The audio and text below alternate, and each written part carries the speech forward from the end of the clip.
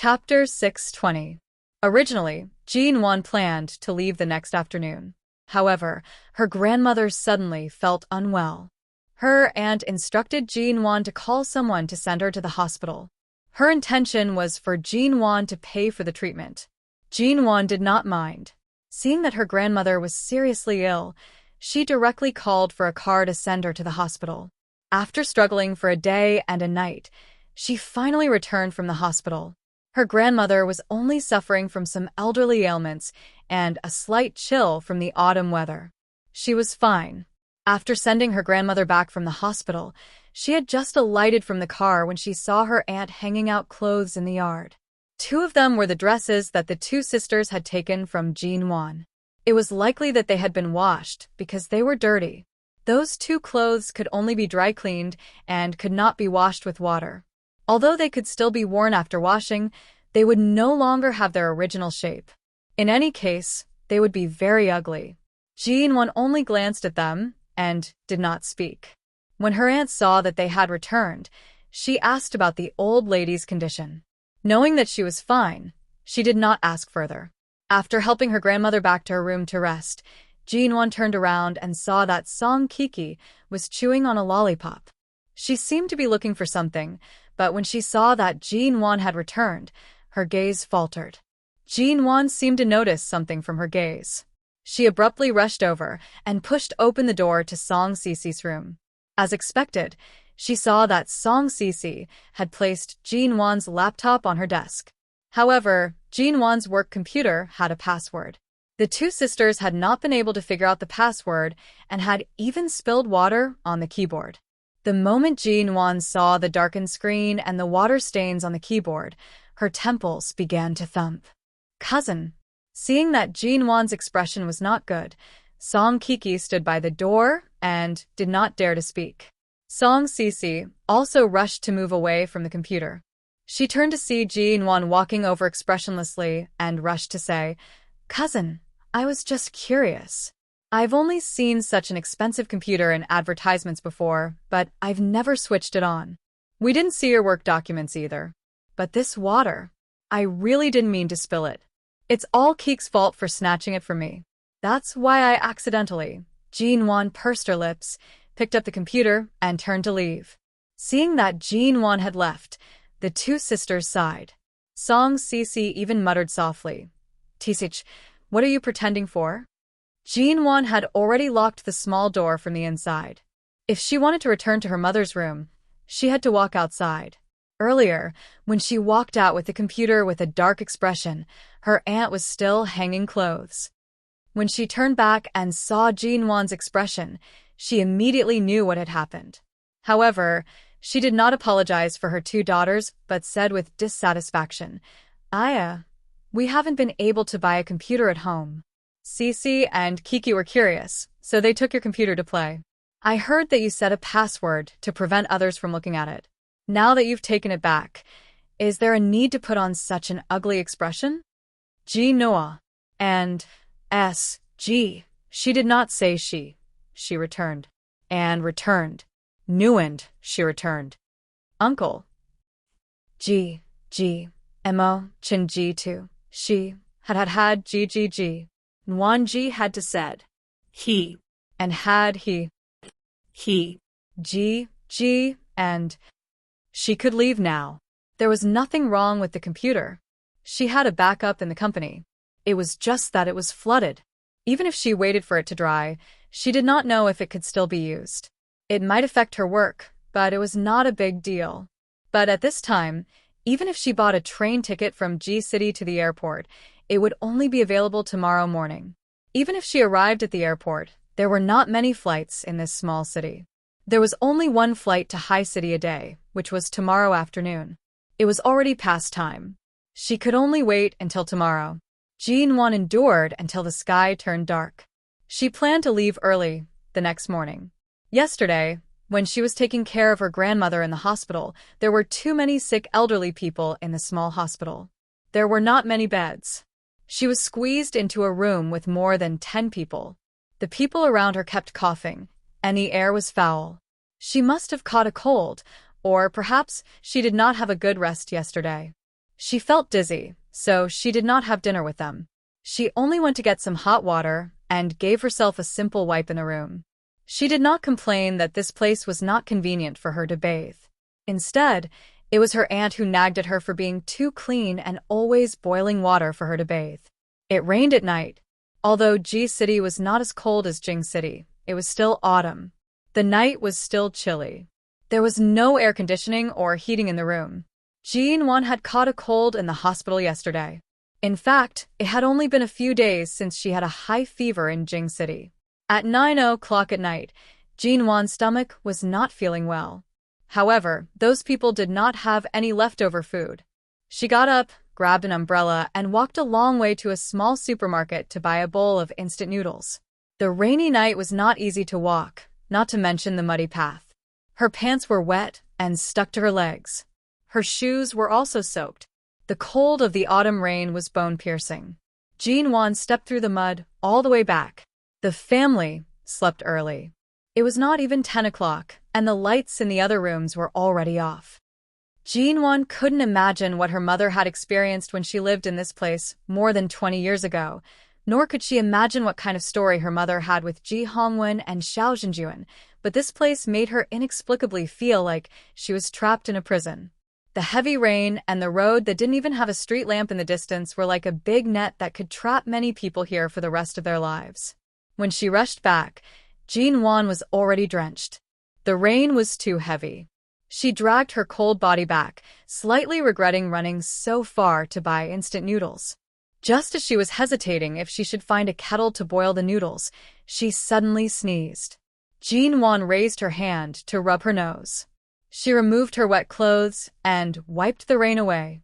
She crawled under the blanket to warm herself up. However, after lying down, she only felt her body alternating between hot and cold. The familiar dizziness of being afraid of the cold and having a fever assaulted her. After an unknown period of time, Jean-Won seemed to hear her phone ringing in her daze. She shivered under the blanket. She wanted to open her eyes, but her body was alternating between hot and cold. No matter how hard she tried, she could not open her eyes. The rain fell for the entire night and finally stopped when it was close to dawn. On the bumpy path, a black car drove over. There was no one around in the wee hours of the morning. Only the slightly brightening sky reflected the cold light of the car. Chapter 6:21. In her sleep, Jean-Won heard her cell phone ringing again. She poked her head out of the quilt and tried to reach out to pick up her cell phone, but she only touched the edge of the cell phone and then put her hand down weakly, no longer moving. She was very cold, very sleepy, very tired, and did not have any strength. Finally, there was a knock on the door. Jean-Won furrowed her brows in her sleep. She turned over and glanced toward the door. Although it was already past dawn, and there was some light, she could not see clearly in the room. She could only see the wooden door being knocked on. The person outside did not knock very loudly, and since they were outside, she was probably the only one who could hear it. Jean-Won wanted to speak, but her throat was painful. She looked toward the door, and her vision blurred. As the door creaked slightly, she closed her eyes again. He had been knocking on the door for more than 5 minutes, but there was still no movement. Shinmu stood outside the door, with some worry. He turned to look at Mo Jingshen, who was dressed in a black coat. The reason Mo Jingshen was certain that Jean-Won was staying in this room was because of the heavy rain last night. There were footprints in the mud outside that led directly to this room. There was also a pair of shoes that Jean-Won used to wear. However, the shoes were already soaked, and there was mud around the heels. They were left outside the door. She was most likely afraid of dirtying the floor. The lights in the other rooms were not turned on. Only this room's light was on. It seemed like it had not been extinguished all night. However, after knocking for so long, with Jean-Won's usual alertness, it was impossible that she did not hear it. Also, Jean-Won's cell phone was in it. Every time he called, her cell phone would ring. Although the ringtone was very soft and wouldn't wake up the people living next door, the familiar ringtone confirmed Mo Jingshen's suspicion that Jean-Won was indeed here. "We've been knocking for so long. CEO Mo, could it be that Miss G only left her phone inside and is not in this room?" Shenmu saw Imo Jingshin's cold and heavy expression and hesitated for a moment before speaking. No, in this kind of place, she wouldn't leave her phone too far away. The man's voice was cold and calm after a rainy night. But this door? Open the lock. Imo Jingshin calmly glanced at the wooden door that was locked from the inside. Shenmu hesitated for a moment before turning around to look for something to pry open the door. They definitely wouldn't be able to find a locksmith in this place, and it would be too late to call the police now. Furthermore, in this kind of place, each family's yard was next to each other. If they were to openly open the door and enter, it would only arouse the suspicion of the surrounding neighbors and family members. It would also cause a lot of trouble, and at that time it would probably affect Miss G badly. But this kind of door was indeed not as difficult to open as the security doors outside, but Shenmu really did not have any experience in picking locks. He found 2 iron wires and a thin wooden board, and after looking at the door for a long time, he tried to use the iron wire to look for the lock position. Shenmu was hooking the iron wire back and forth in front of the door. He also took a thin wooden board and placed it in the gap of the door to enlarge the gap. Imo Jingshin stood by the side, coldly staring at the wet and muddy shoes outside the door.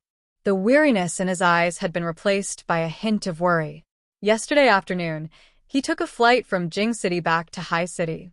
After returning to the company for a 2-hour meeting, he did not have any time to rest and immediately rushed to G City. There was only 1 flight a day from Hai City to G City. Even if they were to rush to the airport and wait for the boarding time, the fastest speed they could reach by car was only 2 hours.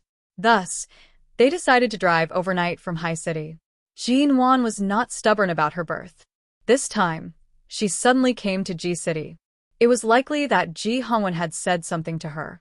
Otherwise, she would not have suddenly come to such a place. For a wooden door in such a small place, the lock on the inside could be considered easy to open. However, due to the iron wire being hooked back and forth, there would still be some slight movements. If it wasn't for the fact that the person inside was not alert, they would have long woken up. The sound of the lock being unlocked came from the inside. Shenmu released a long breath. It seemed like if he wanted to change careers in the future, there might be a place for him in the locksmith industry. CEO Imo Shenmu pulled out the iron wire, turning back to look at Imo Jingshin. The man's gaze finally landed on the pair of muddy shoes. He directly pushed the door open and quickly stepped in. Shenmu did not dare to enter. After all, if Jean Wan was really sleeping inside, it would definitely be inconvenient for him to enter. Thus, he very consciously waited outside the door while glancing around. The sky had yet to fully brighten, and most of the people here were still asleep. The light in the room was emitted from an old, yellow light bulb. It was not very bright, but at least he could see clearly. The moment Imo Jingshin entered the door, the first thing he saw was the wet clothes that Jean Wan had thrown on the ground. There was also a plastic bag with a bowl of instant noodles that had not been eaten. There was also an umbrella that had fallen on the ground and was covered with water stains. When he turned to the side, he saw a very ordinary single bed. Jean Wan was lying on the bed, covered with a quilt. She lay there motionlessly, with only one bare, white arm stretched out and landing by her phone. She did not have time to retract it, but maintain this position. Her brows seemed to be furrowed due to discomfort, and her cheeks were red. It was very similar to how she looked when she had a high fever all night in Jing City. Imo Jingshin approached the bed and placed his hand on Jean Wan's forehead. As expected, it was very hot. Every year from summer to autumn, she had to pay special attention to her body temperature. Her body was afraid of the cold, and her old illness of catching a cold and having a fever had not been cured. In the past few months, the weather in China was already hot, but in just a few days, she actually had a fever several times. Imo Jingshin could not help but wonder how she had managed to survive in London for 3 years when the temperature was constantly maintained. Jean Wan. The man moved his hand away from her forehead and pressed it against her burning cheeks. He bent down slightly to call her name. Jean Wan furrowed her brows and did not open her eyes. Instead, she turned over slightly. When she turned over, The corner of the quilt around her opened a little, and Mo Jingshin immediately saw that she was not wearing any clothes under the quilt. He then glanced at the wet clothes on the ground. It was easy to guess that she must have taken off her clothes and laid down last night after being drenched in the rain. The man's expression darkened. He bent down and scooped out the burning woman who was curled up under the quilt. Chapter 6:22. Mo Jingshin's expression turned even uglier. He removed his black coat and wrapped it around the scorching and naked woman. At the same time, he instructed Shinmu, who was waiting by the door. "Shinmu, go to the car and bring a thin blanket over." Shinmu made a sound of acknowledgement and turned to retrieve a thin blanket from the car. This was the air conditioning blanket in the car. It was rarely used, but right now it could be put to good use. When he entered, Jin-won was currently in Mo Jingshin's arms. Her eyes were closed, and she appeared to be unconscious. She was wrapped in a black coat, and there was nothing that should not be seen. However, Shinmu still handed the blanket over and turned to quickly leave. Mo Jingshin used the thin blanket to wrap Jin-won's body from top to bottom. He then wrapped the coat around her and directly carried her by the waist, walking out. It was no longer raining outside, but the roads were still muddy. When Mo Jingshin carried the person in his arms to the car, Shinmu reached out to open the car door. Mo Jingshin carried her into the back seat. At the same time, he did not intend to put her down. He calmly instructed, "To the hospital." G City was a very small city. It was difficult to find a hospital with a good environment. Furthermore, ever since Jin-won was carried out, she had been unconscious. Shinmu turned on the GPS and passed by a nearby hospital. It was the same hospital that Jin-won had previously accompanied her grandmother to see a doctor. After taking a look, he felt that the environment was too bad and quickly drove past it. He headed for the largest hospital in G City 10 kilometers away. The sky had just brightened, and there were not many people outside the hospital. The doctor on duty on the first floor of the hospital had just walked out when he suddenly saw a luxury car parked in front of the hospital. The back door of the car opened, and a tall man carried a woman out. The woman was wrapped in a blanket and a black coat, and her face could not be seen clearly. However, the man's face was so cold that it seemed as if ice could form on it. "Emergency, call the doctor." Shinmu hurriedly followed after parking the car. When Mo Jingshin carried Jin-won in, he turned to speak to the doctor, who was standing outside in a daze. The doctor finally reacted and rushed to follow them to the emergency hall. Jin-won had been sleeping the entire time. It was only when the needle was pricked on the back of her hand that she opened her eyes due to the faint pain. However, she only opened her eyes a little, and her gaze was somewhat dazed and blurry. She could vaguely hear someone saying, "Virus flu." Did the patient come into contact with an unhygienic environment with a large number of flu germs these days? Her body's immune system isn't very good. She caught a cold at the same time, so it's inevitable that she would suddenly have a high fever. Who's talking? Who has a fever? Is she? How could he have a fever again? Before she could figure it out, Jin-won's consciousness gradually sank into the darkness again. She slept for a long time and had a dream. She actually dreamed of Mo Jingshin. She was in G City. How could there be Mo Jingshin? Why did she dream of him for no reason? In her dream, Mo Jingshin sat by the bedside. He picked up the cotton swab the doctor brought over, dipped it in water, and placed it on her dry, white lips to moisten them. Mo Jingshin's complexion was not very good, especially when the doctor came in to take her temperature once more and discovered that her fever had not subsided. His complexion could no longer be described as ugly. Jin-won thought that she was dreaming, alternating between waking and sleeping. This hospital was G City's top A hospital, and the doctor's skills were not bad. Based on her current condition, they could not torture her too much. They could only give her an injection here to reduce her fever and could not move her elsewhere. She could not endure such torment.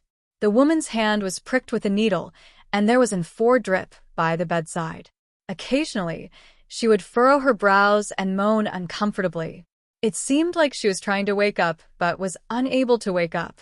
Shinmu went to buy some porridge. By the time he returned, it was already past 10 in the morning. Jin-won had not woken up and was still sleeping. Mo Jingshin had already changed into clean clothes. They were made of warm and soft material. This was a hospital gown, and Mo Jingshin did not plan on letting Jin-won wear it. CEO Mo, I've bought the porridge, but I'm afraid Miss Ji won't be able to drink it right now. Put it down first. Shinmu did not say more. He walked over to put the porridge down and carefully opened the lid. He placed the clean disposable spoon by the side. Mo Jingshin used the towel to wipe Jin-won's face. His hand once again touched her forehead and cheeks. She had always been like this. Whenever she caught a cold or had a fever, it would last for a long time. A few days ago, he had been paying attention to her in Jing City to prevent her from having a fever again. In the end, she had only been away from him for a few days. Several years ago, when she had a fever in the Yu Garden, he and Auntie Chen had taken care of her. With someone by her side, she was fine. However, last night, this woman had a high fever in her room, and no one cared about her. If he had not rushed over in time, she most likely would have developed pneumonia in such a place. CEO Mo, you returned from Jing City to High City for a meeting, and then rushed over here. You haven't rested at all. I'll take care of her here. Why don't you rest for a while? Shunmu softly said. Mo Jingshin glanced at the person on the bed and softly said, There's no need. You go rest. I'll take care of her. Although Shinmu had driven all the way from High City and ran back and forth, the occasional fatigue on his body could not compare to CEO Mo's mental exhaustion. After leaving Jing City, he had not rested at all. When he came over, he only pretended to take a nap in the car and did not sleep at all. Mo Jingshin took the bowl of porridge and used a disposable spoon to scoop out the thinner rice soup. He placed it by Jin-won's mouth and slowly fed it into her mouth. Although Jin-won was unconscious, it was only because of the high fever that she couldn't open her eyes. It wasn't to the extent that she couldn't even swallow. However, because she was lying down, some soup would flow out of her mouth. Mo Jingshin patiently picked up a tissue to wipe her mouth and then slowly fed her, spoonful by spoonful. From the bowl of unopened instant noodles left on the ground in Jin-won's room, he could tell that she did not eat anything yesterday. If she was not so hungry or had a stomachache, she would not have braved the rain to buy food. This so-called grandmother's home. She had returned to stay for 2 to 3 days, but she did not even eat dinner. Her high fever was not discovered by anyone, and she even caught a cold. The moment he thought of Jin-won's life in G City and those relatives who did not give her any family treatment, Mo Jingshin's gaze became even colder. His movements of feeding Jin-won's soup slowed down. Chapter 6:23. You're awake? The man's voice came from the bedside. Jin-won paused for a moment before her vision cleared up. She turned to look at the man dressed in a black shirt by the bedside. His shirt was slightly wrinkled, as though she had pressed against him when he carried her to the hospital. If you're awake, open your mouth. Eat the porridge first. You're still receiving injections. An empty stomach isn't good for your stomach. The man's low voice came again. Jin-won's gaze focused on Mo Jingshin. She was slightly confused. Where was this? Wasn't she in G City? Wasn't Mo Jingshin in Jing City? But why was he here? Was she still dreaming, or was she not in G City? Although there were a lot of things in her mind that she didn't understand, she opened her mouth consciously and cooperated with the man's action of feeding her porridge. She ate a lot of porridge in small mouthfuls. She felt much more comfortable as her stomach was no longer empty. Half a bowl of porridge was fed to her. A moment later, Mo Jingshin stood up and returned. He helped her up to lean against the headboard, placed a straw in a cup of warm water, and brought it to her mouth for her to drink. Jin-won had a fever for an entire night and was already dehydrated. After drinking a lot of water, she coughed several times. It wasn't until the man's hand patiently patted her back that she pursed her pale lips and raised her eyes to look at him with wide, round eyes. Why are you here? Mo Jingshin's expression was as calm as usual. When he heard her slightly hoarse voice, he brought the water to her mouth for her to drink. Jin-won cooperated and drank a few more mouthfuls. As she was drinking, she heard the man patiently feeding her say mildly, If I weren't here, by the time you returned to High City, you would have already turned into a fool from a fever. I cough. Jean-Wan raised her uninjected hand and glanced at the surroundings of the ward. This was the best ward in the hospital in G-City. She then saw the sign of G-City Central Hospital by the side of the bed and realized that she was still in G-City. That was why Mo Jingshin had even come to a small place like G-City. When did you come? Jean-Wan struggled to speak in a hoarse voice. After speaking, she coughed several times. Mo Jingshin reached out to gently pat her back. Don't be in a hurry to ask. Let's talk about it first. After coughing for a while, Jean-Wan hurriedly took the water he handed her and took a big gulp. Then she felt better and leaned against the headboard. Because of the needle in her hand, she couldn't move and could only look at him. Seeing that she was staring at him, it was clear that she still wanted to ask. Mo Jingshin calmly said, I knew you were in G-City, so I came to take a look. I didn't expect that you wouldn't pick up my calls since last night. I rushed to your place in the wee hours of the morning and forced the door open. You were lying under the blankets with a burning body.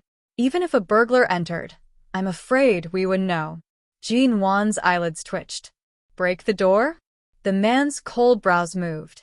You should be glad that I was the one who pried the door open and not someone else.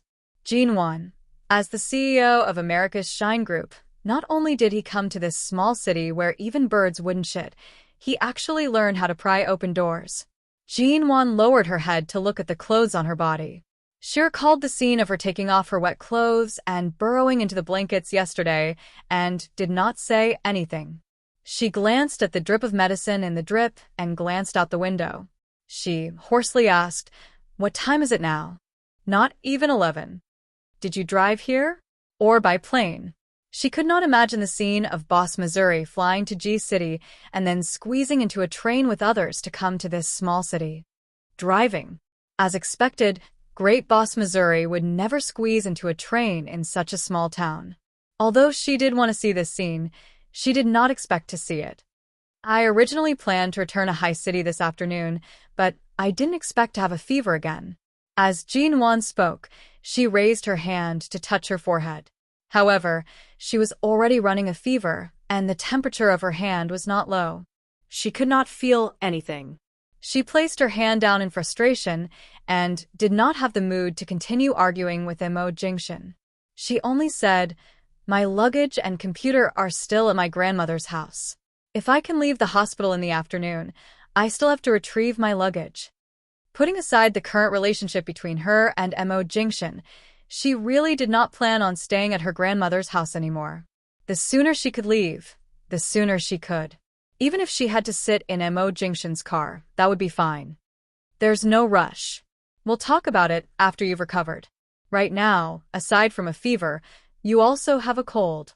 You have to rest for at least 2 days. Leave your luggage here first. Either call Shinmu to retrieve it, or I'll accompany you. Mo Jingshin watched her patiently. Let's focus on recuperating your body that easily falls sick in the cool autumn weather first. Everything else is secondary. Jean-Wan indeed felt that her nose was suffocating. Previously, when she accompanied her grandmother to the hospital, the people around them kept coughing and sneezing. She knew that it was not a good thing. She had indeed been infected. She coughed once more and raised her hand to press against her aching throat. She rubbed her throat as she said, The place I stayed in last night was my mother's old room. I've already put away all the things in her room. I don't plan on returning to this place in the future.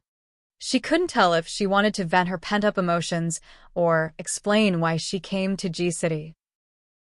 However, after saying this, she raised her eyes only to see that the man only patiently patted her back and poured her a glass of warm water due to her sore throat. When he returned to the bed, he asked her, Do you feel better now? Jean-Wan's eyes lit up. She didn't know what to say, but she didn't know what to say. Jean-Wan nodded. Much better. At the very least, she felt much more comfortable than last night when she was drenched and cold from running back with an umbrella. Perhaps it was because she drank too much water after waking up. Previously, when she was asleep, she had been on an 4 drip. After just a short while, Jean-Wan felt the urge to go to the toilet. However, she was too embarrassed to say it. "Can I get off the bed first?" Jinwon asked as she looked at the remaining medicine in the bottle. "Why do you want to get off the bed?" She did not say it, but she was truly suffocating. She straightened her body and prepared to get off the bed. The man saw that she was clearly weak, but still insisted on getting off the bed. He immediately saw through her intentions. "You want to go to the bathroom?" Jinwon was silent. She had only just sat up. How could he see through her? Jinwon did not move. The needle in her hand prevented her from moving. She lowered her eyes to look at the back of her hand, feeling conflicted about how she should go. Chapter 6:24. It was very awkward. Under Mo Jingshin's amused gaze, Jinwon could only raise her hand. "I want to go to the bathroom." The man's brows moved slightly. He chuckled lightly because she had finally taken the initiative to ask for his help. It was also because of her soft tone. Jinwon, on the other hand, cursed this man in her heart over and over again. Yet, when Great Boss Missouri finally reached out to help her up, she still had to maintain a pleading smile on her face. Mo Jingshin did not only help her up. When the nurse pushed open the door and entered, he asked the nurse to come over and help take the medicine bottle. He then carried Jinwon up.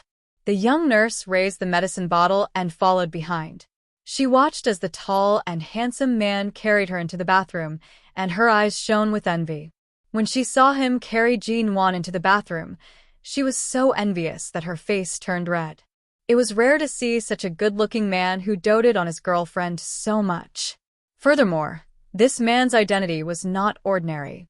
From his dressing, aura, speech, and gaze, it was clear that he was not a simple person. He should be his girlfriend, right? Or a couple. Either way, the two of them looked so young. They were either dating or newly married. Otherwise, how could they be so affectionate? Even when going to the bathroom, he had to carry her. The young nurse raised the bottle outside the door and cursed silently. Finally, the bathroom door opened again. When Jinwon was carried out, her face was suspiciously red. The young nurse instantly understood. Usually, patients who were hospitalized for injections because they were not feeling well often needed their family members to help them take off their pants when they went to the bathroom. Earlier on, this gentleman was most likely helping her take off her pants. This was clearly a common occurrence in the hospital. However, the two people before her did not seem to match the image of a patient being taken care of in the hospital.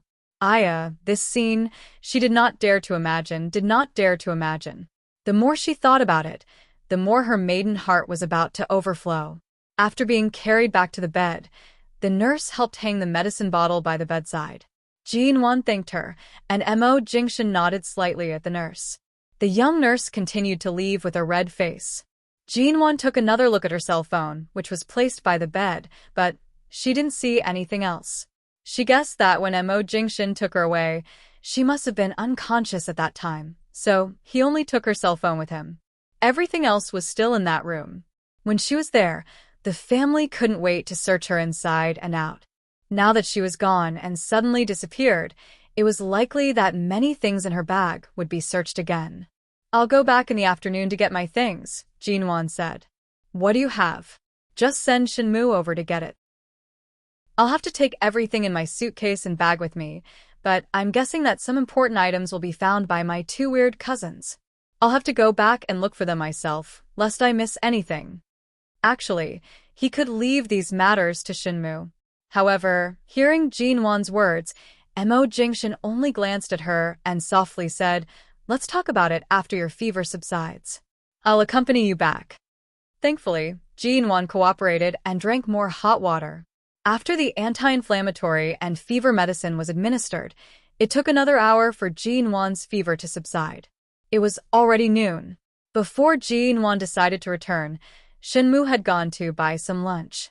He allowed Jinwon to eat a little to replenish her energy. She could finally get off the bed and planned to head back to get her things. At her grandmother's house. When everyone woke up early in the morning, they discovered that Jinwon had disappeared. The door was also open. The lock on the wooden door was not clear, so no one was able to guess how Jinwon had left. There were no signs of anyone else entering either. They only saw that her cell phone was gone, so they assumed that she had gone out to buy something. After all, her bag and luggage were still at home. Song Sisi and Song Kiki were used to treating this room as a game room. Seeing that Jin Wan was not around, they openly walked in and circled around. They only grew suspicious when they saw the wet clothes on the floor. However, not long after, Song Kiki suddenly spoke up from the side. "Big sister, look at these." Song Sisi turned to see that Song Kiki was holding onto Jin Wan's wallet. She had just found it from Jin Wan's bag. There were several cards in the wallet, including some business-related financial cards, gold and silver cards, and a black card. Jin Wan had yet to step out of the hospital when her phone received several messages from the bank.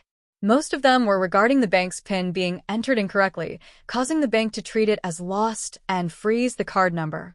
It didn't matter if the card number was frozen. After returning to High City, she could take some time to go to the bank to complete the procedures. However, she never expected that after leaving her bag at home for only a few hours, this family actually dared to touch her wallet and swipe her card. Thankfully, her PIN was not her birthday, nor was it some numbers that these people could guess. Otherwise, it was likely that this family would not have used her card to swipe a few million yuan. The two sisters were in a certain shopping mall in G City. They held various receipts in their hands and were about to pay. However, no matter how they tried, they could not guess the correct PIN. In the end, only the black card was left. The passwords were all wrong. The two sisters were angered to the point of turning green. This kind of black card was used by some banks as a supreme VIP card. Without a deposit of more than 10 million yuan, it was impossible for the bank to issue such a card. Moreover, this card was also divided into several levels. One was the supreme card with a certain amount of deposit, and the other was the global unlimited secondary card. It could be swiped anywhere, and even if the money in the card was not enough, it could be swiped without a limit. The owner of this card had to be trusted by the major banks to be able to use it. When they were at home, they specially used their phones to check online. Anyway, no matter what grade the card was, it was enough to prove that Jin Wan was really rich. Because of this, the two of them ran out with Jin Wan's wallet. Even if they did not know the PIN, Jin Wan's wallet still had her ID card. Originally, they wanted to take the ID card to the bank to withdraw money, but the bank refused because they were not the real person. In the end, the two of them took the card and ID card to various specialty stores to spend money. They bought a lot of gold, silver, diamond jewelry, branded clothes, watches, computers, cell phones, and a bunch of other things. They were all in a shopping mall and then they took the receipts to pay. In the end, all the cards were used. Each of them had a chance to enter the PIN 3 times, but all of them were wrong. How could it be wrong? What's Ani's birthday? Could she have used her mother's birthday as the PIN? Or her mother's death anniversary? Chapter 6:25. Most importantly, before they left, they told their mother about Jin Wan's cards. They also told her that there were at least tens of millions of yuan in the black cards. Jin Wan's aunt was extremely excited and had them go out to buy things first. She wanted to ask the neighbors where the best houses in G City were. They wanted to move to another house. With so much money, they could at least buy the biggest house in G City. If one wasn't enough, they could buy 2 more for Cece and Kiki, one for each of them near the university. In the end, the two sisters did not spend a single cent on these cards. Instead, they excitedly took a taxi to the city in the morning to buy things. They had already spent several hundred yuan on the taxi and food, and they had all taken out of their own wallets. The last black card ended up being locked due to the same password error 3 times. When Jin Wan returned to her grandmother's home, Song Sisi and Song Kiki had just returned. Their hands were empty, and their expressions were extremely ugly. Her aunt did not know that the cards could not be swiped. She was sitting in the yard excitedly calling all sorts of relatives, saying that they were going to change houses. She also said that after Cece and Kiki got married, had children, and raised children, they would have a large sum of money. She also wanted to buy a few houses near the university and open a shop to do business. She also wanted to invite relatives over for a meal. She had even thought of a hotel for the relatives. It would be the most expensive five-star hotel in G City. Jinwon had just stepped out of the door when she heard her aunt's voice on the phone. Her excitement was clear on her face, as though the money was already in her hands.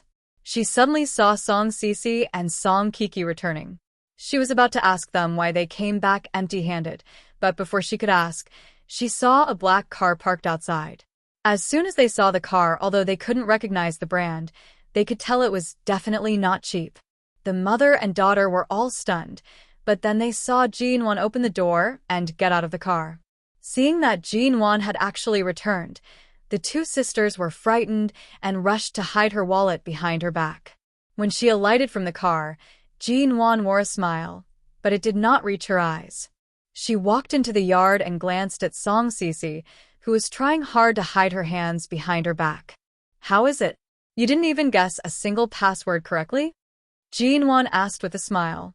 But although she seemed to be smiling, she suddenly directly exposed their behavior, which was almost equivalent to theft. The expressions on the faces of the two sisters could instantly be described as colorful. Her aunt was startled. Her earlier excitement seemed to have been doused with a pail of cold water by Jinwon's words. No wonder Sisi and Kiki had returned empty-handed. Did that mean the two of them hadn't spent a single cent with Jinwon's card? Earlier, she had invited over 10 relatives over for a meal, and even said that they were going to eat at the most expensive five-star hotel. First aunt's face froze as well. "Give." Jinwon's words. She smiled. Nwan Tang. She had already made herself clear. Song Sisi's expression was livid. She held back her anger for a moment and suddenly took out her purse and threw it at Jinwon. However, Jinwon dodged it in time and caught the purse before it fell to the ground. Seeing Jinwon's nimble movements, Song Sisi, who had just swung the purse with brute force, was speechless. The two sisters' complexions were very poor, and the eldest aunt's expression was not much better. Seeing that Jinwon's complexion appeared somewhat haggard, she did not guess that she had been in the hospital for an entire morning because of a high fever. She only thought that she had gone out to fool around last night. She immediately reprimanded her. "Since you're so rich, what's wrong with giving some money to your two sisters to spend? You've been back for 2 or 3 days. What have you bought for home? Those small gifts and trinkets probably add up to less than 10,000 yuan. That card of yours has at least 10 million yuan in it. You're really stingy to give such a small gift to your family." Jinwon sneered. "Auntie, don't you think too highly of yourself? Don't you know why I came to G City? Even after my mother passed away, you didn't go to High City to visit her. Now that my grandmother is sick, I only came here to see her because of our blood ties. Based on our relationship, I'm already giving you face by coming back. The gifts and supplements I bought are also my sincerity. But I don't seem to owe you anything. Even when my grandmother was in the hospital 2 days ago, I kept a filial heart and stayed by her bedside to take care of her. Even if you want to nitpick, I'm afraid you won't be able to find out what I've done. How can you stand here and say that I'm stingy? Regardless of whether I'm rich or not, even a beggar on the street knows that if they want money, they have to bow down and thank me or show off their talent in singing and playing the arrow. You're stretching out your hands. Aren't you embarrassed?" Jinwon directly raised the wallet in her hand. Her eyes seemed to be filled with mockery. "Besides, not only did you stretch out your hands, you even dared to steal my wallet. It's only because you're related to my mother that I didn't bother to call the police. Otherwise, I could have detained you and your mother for theft at any time." "We didn't steal it." Song Kiki was frightened by Jinwon's sudden toughness and coldness. Yesterday, Jinwon clearly gave them some face on account of her mother and appeared to be tolerating it. But now, she even dared to call the police. Song Kiki carefully said, "You didn't lock the door before you left. My sister and I went in to help you tidy up the house. When we saw your wallet on the floor, we took it out to take a look. Anyway, didn't you promise to leave us 200,000 yuan? We were in a hurry to buy things, so we took the wallet and left. Besides, even if we took it, we didn't spend it, right? We didn't spend it, and it's all frozen." Jinwon suddenly smiled at Song Kiki. Don't say that I didn't agree to that so-called 200,000 yuan. Even if I agreed, I'm afraid I wouldn't be able to take it out. Why? You're clearly so rich. Song Sisi was also anxious. She originally thought that they had at least 200,000 yuan to buy things. Jinwan raised the wallet again and waved it in front of her. She was full of smiles. Why? Because the cards have all been frozen. Song Sisi and Song Keek's faces instantly paled. How is that possible? You always have cash on you. Chapter 6:26. The two sisters' expressions faltered. They had indeed searched through Jinwan's wallet. Jinwan did not have much cash in it. As they had been thinking about the money in the card, they had not been interested in the 1 or 2,000 yuan worth of cash and had not touched it. But now, Jinwan was saying that she did not even have the 200,000 yuan? Song Sisi and Song Kiki immediately panicked. They turned to look at their mother. The more the aunt heard, the uglier her expression became. She abruptly shouted angrily, "Since you don't plan on giving us a single cent, why did you come back? My things are still here. If I don't come back to take them, am I supposed to leave them for you?" The moment her aunt heard that Jinwan was really planning on leaving and did not plan on leaving them any face, she recalled the promises she had made to her relatives earlier and how her hopes of buying a house and various other things were about to be dashed. She held herself as Jinwan's elder and raised her hand to give her a slap. However, the moment she raised her hand, before she could swing it down, her wrist was abruptly held. Jinwan calmly and indifferently looked at her. She shook her hand off, causing her aunt to stumble and take a step back. Just as she was about to scold her, she suddenly saw the door of the black car outside open once more. Two young men alighted from the car. The man who alighted from the driver's seat appeared to be very elegant. As for the man who opened the back door, he was dressed in a black suit with a black coat over it. From the moment he appeared, it was obvious that he was not an ordinary person. The moment Song Sisi and Song Kiki saw Mo Jingshan, their eyes widened. Shinmu followed behind Mo Jingshan. Jinwan saw their expressions and immediately understood what was going on. She turned back to see that Mo Jingshan had already approached. For this man to appear in such a small place, his aura was very different from the surroundings. However, it caused Jinwan's heart to feel more at ease. Compared to a few days ago when she was alone in her grandmother's chaotic home, she felt much more at ease. Although she did not wish to admit it, she felt especially at ease wherever Mo Jingshan was. "Miss Ji, what can I do for you?" When Shinmu was in the car earlier, he saw that this middle-aged woman seemed to want to hit someone. Thankfully, Jinwan raised her hand to stop her and did not stand there to be beaten. Otherwise, CEO Mo would most likely burn down this house in a fit of anger. Thus, when Shinmu spoke, he directly walked behind Jinwan. He was concerned and respectful toward Jinwan, but his gaze was cold as he looked at the mother and daughter. His expression clearly showed that they were not to be trifled with and warned them to restrain themselves. "Just help me take out the suitcase from that room." "Thank you, Shinmu." Jinwan turned her eyes. Her earlier cold and domineering attitude toward the mother and daughter changed, and she smiled at Shinmu. Shinmu nodded and entered the room that he had personally pried open in the wee hours of the morning. "What else do you want to take?" Mo Jingshan had already walked to Jinwan's side. His gaze did not even glance at the mother and daughter. His voice was cold and indifferent. If Shinmu was dissatisfied with their vile behavior earlier, Mo Jingshan's attitude toward them was indifference and disregard. His entire being exuded an unapproachable aura, causing them to not even dare to speak to him out of curiosity. "I don't think so." Jinwan gently patted her purse against her palm. Initially, she thought that they would search through her bag and suitcase. However, since they had already taken her purse, it was likely that they would place all their attention on the cards and would not touch anything else. Thus, there was nothing else for her to search. When Jinwan alighted from the car, she was still dressed in the same clothes that she was wearing when she was lying on the hospital bed. It had just rained last night, and the weather was slightly chilly. Mo Jingshin only glanced at her thin clothes before casually removing his coat and placing it on her. Jin Wan, on the other hand, stood motionless. She was well aware of how Mo Jingshin usually treated her in private. In any case, this man would never purposely display his affection in front of others. This was completely out of his instincts to show his concern for her. Suddenly, such a high-class car arrived. Even the driver appeared to be dressed expensively. The other man was even more eye-catching.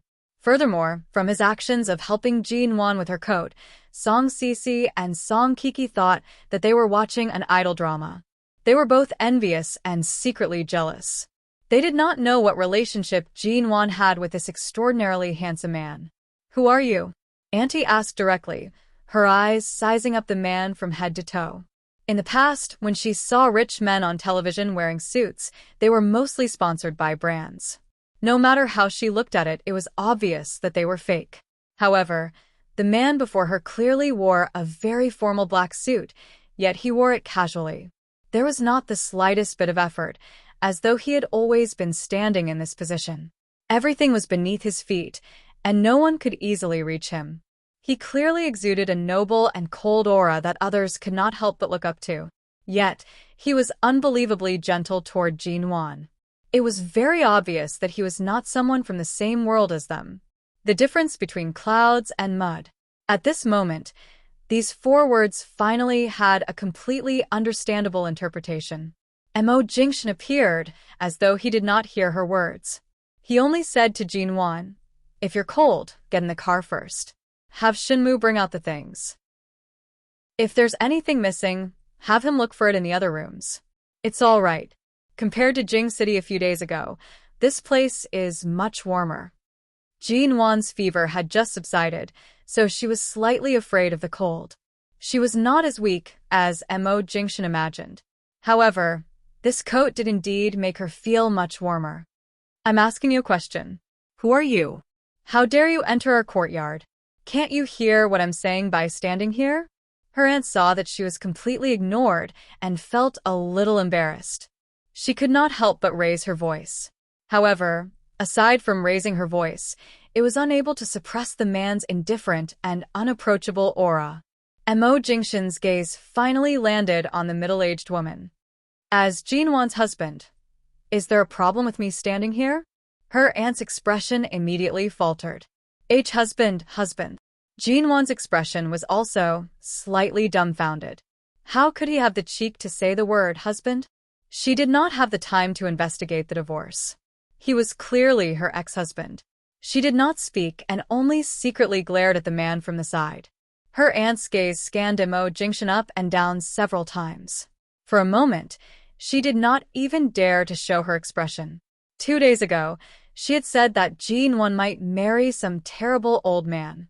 Her mind buzzed, and she felt as though her face had been slapped loudly. Furthermore, this man did not look like a small character. Regardless of whether it was his net worth or his background, he was most likely even more prominent than the Ji family. Chapter 627. Although her heart was filled with jealousy and disbelief, her aunt's lips trembled for a long time before she forced out a smile. In order to avoid offending someone she could not afford to offend, and since she was still thinking about buying a house and the money, she forced a smile and said, when did Jin Wan get married? We didn't even know. Since we're a family, look at how Jin Wan's card has been frozen. It's not convenient for her to take any money from home. Can you help her out?" Based on Jin Wan's understanding of human nature, she had never imagined that a person could be this shameless. Even in a small city, the majority of the people were simple and honest. It was rare to see someone as thick-skinned as his aunt. Yet Mo Jingshin only coldly glanced at her aunt. His lips curved slightly, but it was cold and indifferent. Between husband and wife, isn't it normal for the wife to manage the money? My cards are all in Wan's hands. If there are no accidents, they should have been frozen today. The smile on her aunt's face immediately collapsed. She abruptly turned to look at Song Sisi and Song Kiki. These 2 sisters were first bewitched by Mo Jingshin, and in the end, Mo Jingshin's words woke them up. Seeing her mother glare at them, Song Cece furrowed her brows and asked awkwardly, "Rich people like you, how can you not leave a single card for yourself?" Cousin's wallet indeed has quite a number of cards. We can't tell who each of them belongs to, but the two of you combined shouldn't only have so few cards. Mo Jingshin's gaze finally landed on Song Cece's face. He coldly and indifferently glanced at her. One card can be used for many purposes. How many more do you need? Song Cece choked. Indeed, any black card was worth at least 10 million yuan. If it was a limitless black card, then there was no need to keep other cards in her wallet. It seemed like these rich people did not need to use credit cards to get loans, nor did they need to keep other useless cards in their hands. One card was enough. Besides, the cards in Jin Wan's wallet were already quite a lot. But Song Cece was still unwilling. She was even more unwilling that Jin Wan was actually married, and that her husband was someone who seemed to have walked out of a television show. Many male models and good-looking celebrities could not compare to his face. Furthermore, his figure was so tall and perfect. This was enough to make the two sisters' hearts sour. If they did not receive any money now, they would most likely be so angry that they would not be able to sleep well for several days. However, Mo Jingshin directly cut off her words. You claimed to be her family, but you didn't even know that she had a high fever last night. It was rare for Wan to go out on her own. I was worried, so I drove through the night to accompany her. In the end, the moment I arrived, I saw my sweetheart lying unconscious on the bed with a high fever. On the ground was a bucket of instant noodles that she braved the rain to buy. Clearly, you didn't even leave her any dinner. When has she ever suffered such grievances? Seeing that your family, I tolerated it for a few days, but it seems like you don't know the immensity of heaven and earth. Do you really think that her temper is so soft that you can bully her as you please? The man's voice sounded mild and calm, but it was so cold that it was as though ice was about to fall. It caused one to shiver. Although Jin Wan did not feel like she was about to fall, she felt goosebumps all over. Sweetheart? What the hell? No, that's not like that. Last night, she was the one who said she wasn't hungry. From her aunt's reply, it was clear that she did not care about Jin Wan's life or death. She had clearly heard that Jin Wan had fainted with a high fever last night, but when she opened her mouth, it was not to ask about her fever. Instead, it was to explain that she did not leave any food for her. Jin Wan's lips curved coldly. In her heart, she was still rejoicing that her mother had left this place. If your daughter doesn't have an appetite at night and doesn't eat, do you prepare some dinner for her and place it in the fridge to heat it up when she's hungry in the middle of the night? Mo Jingshin looked at his aunt. His dark eyes were filled with coldness and displeasure. The scene of Jin Wan pitifully curled up in the blanket in the wee hours of the morning was still fresh in his mind. Thinking of that scene, the man's gaze became even colder from the autumn rain, devoid of any warmth. His aunt's lips moved, but she could not say anything for a long time. Usually, when Wan is by my side, she has never suffered such grievances. It's rare for her to return to her grandmother's home and experience everything. For her to be able to stand here patiently, she can already be considered to have a good temper. If it was me, if anyone dared to mess around in front of her, I'm afraid that person would have to pay a certain price. Right now, Wan is only here to retrieve her things. If I didn't see wrongly, you raised your hand to hit her, didn't you? The man's cold and deep voice was by her side. Jin Wan glanced sideways at Mo Jingshin's cold and indifferent face. This man usually did not speak much. Right now, it was rare for him to speak a few more words, but every single one of them was for her. She pursed her lips. His aunt originally wanted to raise her voice to regain some face. However, when she raised her head and met the man's cold and indifferent gaze, the heavy sense of danger caused her to shiver uncontrollably. It was as though if she dared to say another word that would make Jin Wan unhappy, his earlier promise of making them pay would immediately become reality. Earlier, it was a misunderstanding. His aunt retracted her gaze and did not dare to meet Mo Jingshin's eyes. She felt that this man was definitely not someone to be trifled with. If these poor and desolate people really offended him, It was likely that they would be squashed to death like ants. His aunt stealthily reached out and pinched Song Sisi and Song Keek's waists harshly. The two sisters' eyes instantly reddened. They cooperated by the side and softly said, choking with sobs, Right. It's a misunderstanding. It's all a misunderstanding. Cousin, please don't hold it against us. It's all a misunderstanding." Seeing the mother and daughter trio's appearance, Jin-won's eyes turned cold for a moment. All these years, she was used to being domineering in the business world. She was also used to putting on a tough attitude when facing the evil in the business world. This time, she had returned to her grandmother's home with the intention of visiting relatives. She had also considered her mother's relationship with them and did not treat them too harshly. She had tolerated them for 2 days in a tolerant manner, but in the end, they had almost stepped on her head. As expected, when dealing with people like them, being too tolerant and caring for family was useless. She might as well let them see her bottom line from the start. If she made a wrong move, it would be easy for them to take advantage of this loophole. Chapter 6:28. Her gaze then landed on the clothes Song Kiki and Song Sisi were wearing. Those were the clothes she had snatched from her. These two sisters really had a soft spot for her clothes. According to the way they wore them, coupled with her aunt's incessant washing, these clothes would most likely be ruined in a few days. Jin-won did not say anything more. The mockery in her eyes was obvious. She glanced at them a few times before shifting her gaze away. She then saw that Shinmu had already packed her luggage and was carrying it out. Shinmu carried the luggage out and approached Jin-won's side. He then respectfully and politely asked, "Miss Ji, everything I can see in your room, including your luggage. Is there anything else you want to take with you?" Right now, Jin-won did not wish to leave anything for them. However, the only things she had were the small gifts she had bought from the airport and a few sets of clothes. Since the clothes had already been worn, there was no way she would wear them again. Furthermore, based on the way they wore them, they would most likely be thrown away in less than 2 months. Thinking about it, she did not seem to have left anything else behind. Jin-won turned toward her mother's room. "There shouldn't be anything else. I'll go in and take a look." "All right." Shinmu directly picked up the luggage and turned to leave. He opened the trunk of the car and placed the luggage inside. Seeing Jin-won return to her mother's room, Song Sisi and Song Keek's gazes landed on Emo Jingshin once more. Both of them were in their 20s. Even though they knew he was Jin-won's husband, they could not help but take a few more glances at him. Song Sisi even raised her hand to tuck a strand of hair behind her ear.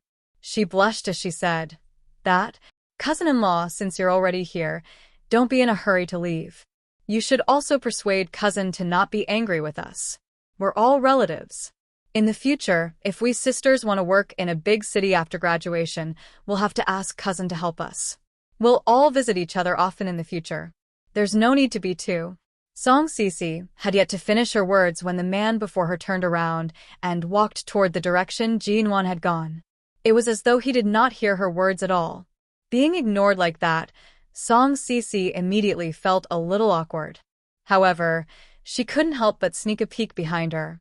All she could see was the tall and slender back of the man. She had never seen such a handsome man before.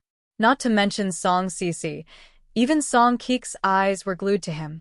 Due to her shyness, she tugged at her sleeves tightly, biting her lips as she glanced at him from time to time.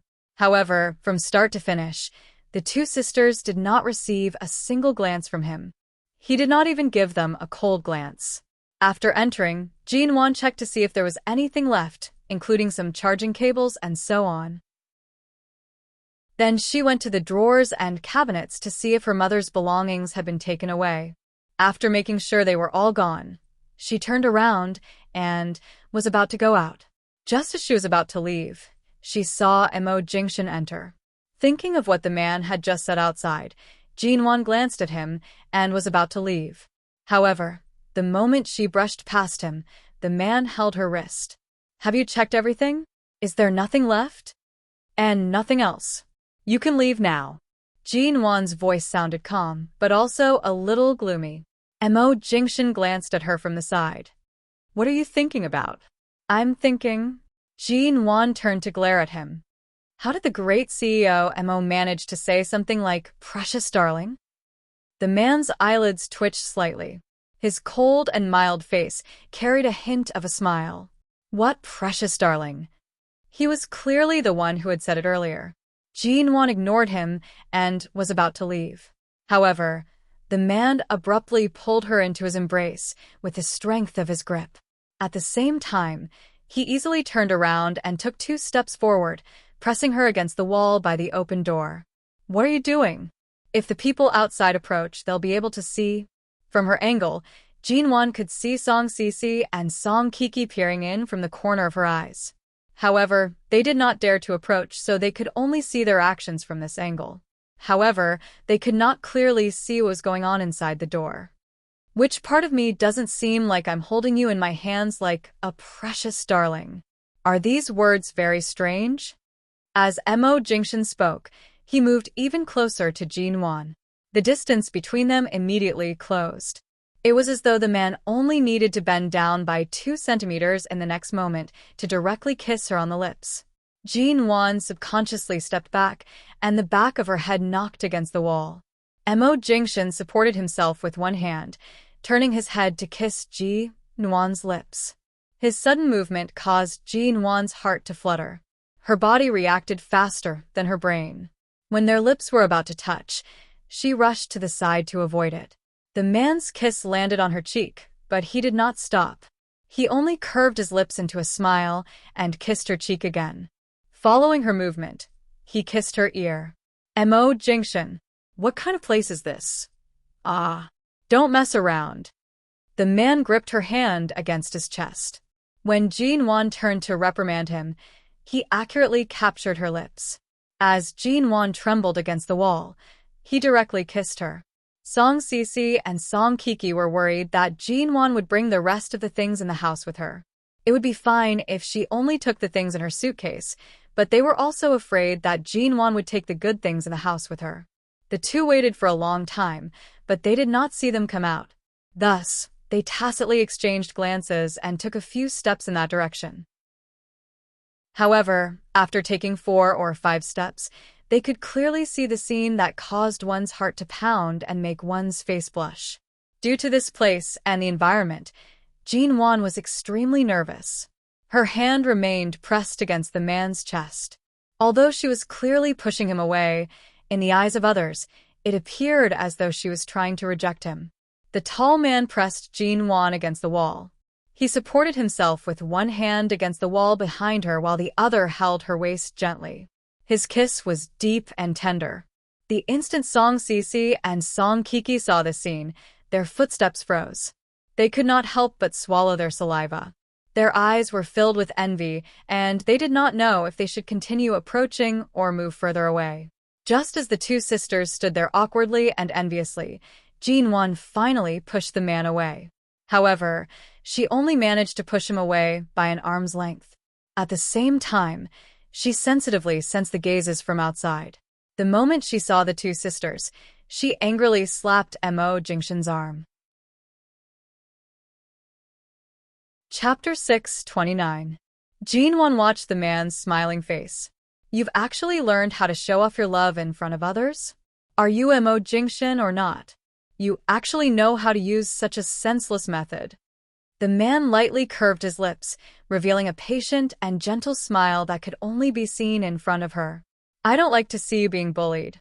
As a prop that came to your door, aside from showing off my love, I can only destroy this family's foundation in one night. But after all, I was your mother's relative when she was alive. Do you want me to use the most gentle method or the cruelest method to take revenge for you, En? He really switched between gentleness and cruelty so easily. However, if it wasn't because of her mother, Mo Jingshin most likely wouldn't just sit and wait for death. He definitely wouldn't let it go so easily. Jin-won knew that his words made sense, and it was for her own good. After thinking for a moment, she put on a straight face and slapped his arm as though venting her anger. However, in return, the man smiled indulgently, as though he really liked seeing her acting so awkward and about to explode. Finally, when Jinwon pushed him again, Mo Jingshin released his hand. However, he directly held her hand and led her out. The two sisters watched as this unbelievably handsome man held Jinwon's hand and appeared to be very affectionate with her. They stood in the yard silently, but their hearts were filled with all sorts of emotions. Jealousy, unwillingness, and a sense of inferiority surged up. They no longer felt the dark satisfaction they had when they tried to extort Jinwon's money 2 days ago, nor did they feel the satisfaction of being able to bully the young miss of a wealthy family. They only felt as though everything had been bounced back, and their eyes turned red from the sourness. Seeing that they were really leaving, Jinwon's aunt rushed over, speaking fawningly. "Jinwon, didn't you say you had a fever last night? If you're not feeling well, don't be in such a hurry to leave. It's too tiring to travel all the way here. Why don't you stay at home for a few more days?" Jinwon's fever had indeed subsided not too long ago, but she did not wish to continue staying here. "Do you want to stay?" Mo Jingshin's long, slender fingers held Jinwon's hand in his palm. Jinwon found that once Mo Jingshin decided to act, his acting skills were really good. Even his every action and tone was like a good husband who was being controlled by his wife. Not only was his money and cards in her hands, but even the way he spoke and the way he cared for her were especially gentle and patient. Even his usual words were changed, perfectly portraying the image of a good husband who only cared about his wife. She said, "No, but Grandma's health is not very good. On the day I accompanied her in the hospital, I found that the medicine she usually takes is cheap fake medicine. She doesn't have enough nutrition. Before we leave, we will buy more medicine and food. After we send them to Grandma, we will leave directly." Hearing Jinwon's words, her aunt's expression immediately changed. She did not dare to speak and directly retreated to the side, not responding. Of course, she knew what was going on with those cheap, fake medicines. She was the one who bought them. After all, the old lady was already so old. Since many years ago, she could not do anything and could only eat and drink for free. This time, after being hospitalized for a cerebral hemorrhage, she was directly paralyzed and could not take care of herself. Not only did it cost money, but it also required people to take care of her. She also had to buy all sorts of expensive medicines to maintain her life. Those medicines were not cheap, so she simply contacted someone to buy some medicine bottles from the black market. She casually filled them with medicine that could reduce internal heat.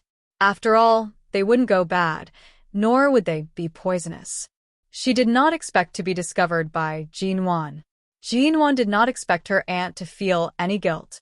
For a woman in her 50s like her, who would only shout herself hoarse for small benefits, some deep-rooted bad habits would last a lifetime. But sooner or later, she would have her own retribution. It was just that the time had not come. In the past, Jinwon only needed to hug her and return home from the company on time to cook a meal for her. That was enough to make her obedient. But right now, it was not so easy for Jinwon to openly gain her favor. Even for someone like Mo Jingshin, who had always planned everything, he rarely admitted that it was difficult. G City was not large. Shinmu drove them to buy things. After driving for about 40 minutes, they arrived at a relatively large pharmacy. Jinwon directly went in to buy medicine. Although her grandmother was not a good person and was clearly biased between her mother and her aunt, even if they could no longer contact each other in the future, she still had to buy these medicines. As for the rest, Jinwon did not plan to care. From buying medicine to buying all sorts of nutrition that the elderly needed, Jinwon finally stopped after filling the entire trunk. In the morning and afternoon, they only ate the food that Shinmu bought from outside. Furthermore, they didn't eat much. By the time they finished shopping, it was already 4:30 p.m. Shinmu parked the car in the parking lot near a shopping mall in G City. He told them to eat first before going back. Anyway, he was only going to deliver some things. He didn't want his family to have dinner with him and asked them to stay. In fact, even if her aunt really wanted to use dinner as an excuse to make them stay, Jinwon would definitely not stay a minute longer in that home with Mo Jingshin. However, since they had already parked near the shopping mall, Jinwon glanced at the restaurants outside. None of them were big, so she chose the one that looked the cleanest. When she alighted from the car with Immerse, the two walked side by side. As they walked, Jinwon looked at the surroundings and said, I really didn't expect that one day, Great Boss, Missouri would appear in a small city like this. You even have to find a place to eat near a wholesale mall. Immerse. Huh, do I not look like an ordinary person? Do I have to specially find a gold-plated place to eat? That's not necessarily the case. But it's true that you don't fit in here. In fact, Jinwon did not want to laugh. However, when she saw the ordinary surroundings and the muddy weather, the air was filled with the stench of rotting vegetables from the nearby market, and the suit that Immerse was wearing. She felt that he must have rushed from Jing City to High City, and then from High City to G City. He had been taking care of her and had not changed his clothes for at least 2 days. Although he was still incomparably handsome, it was rare that he did not look as noble and even more down-to-earth. When she spoke, she could not help but laugh. Seeing the woman glance at him, Immerse's handsome face remained expressionless. He reached over and held the woman in his arms, pressing her head against his chest, forcing her to press against the material of his shirt. He lowered his head and deliberately lowered his voice to say, I haven't bathed for 2 days. You're very disgusted, En? I don't dare to. I've stayed here for 3 days and haven't bathed. At most, I've wiped myself. Last night, I was drenched in the rain, and until now, I haven't even touched water. If we're going to be dirty, let's be dirty together. There's no need to be disgusted with each other. Jinwon wanted to push the man away, but unexpectedly, he held her tighter. Chapter 630. I heard that although G City is small, it's close to mountains and rivers. A small city with mountains and rivers has its own benefits. There are quite a number of hot spring hotels. Although the decorations can't be compared to Jing City, it's more natural. The man's low chuckle was by her ears.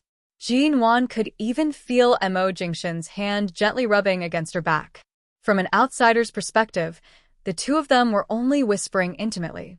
However, Jinwon could clearly feel the man's obvious hints. They had already left Jing City, yet he was still thinking about the hot spring hotel. It was not just a hint. Jinwon could clearly feel that the man could tell that her temper had softened today and was no longer going against him. He was taking the opportunity to tease her. She glared at him.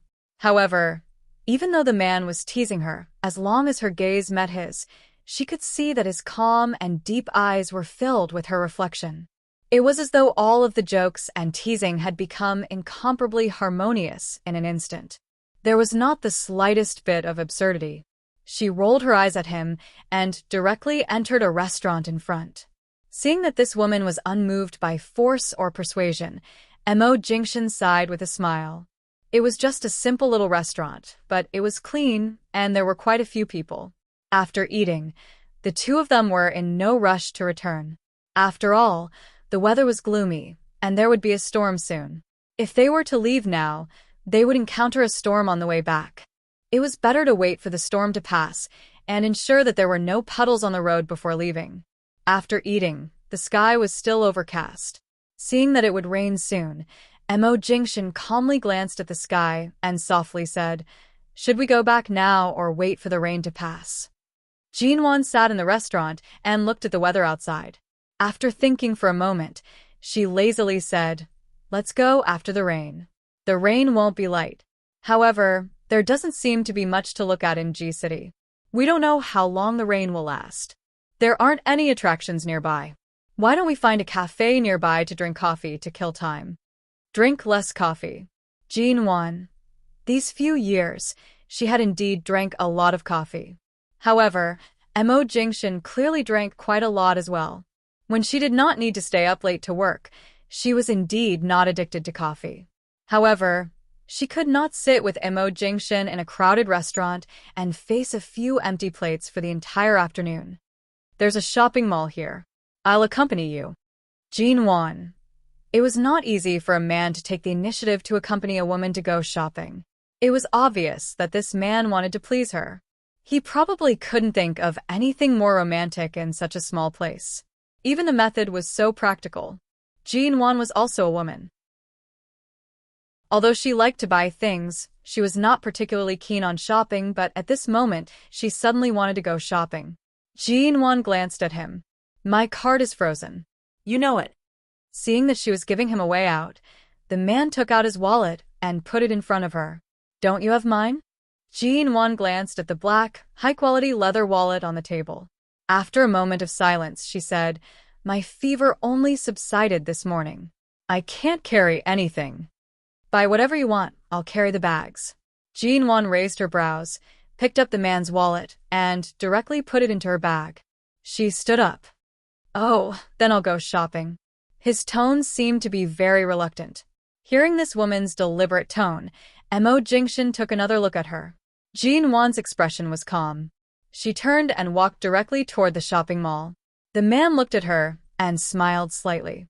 Far away from High City and Jing City, where there were too many businesses, in this small town, he had the rare time and patience to win his wife back.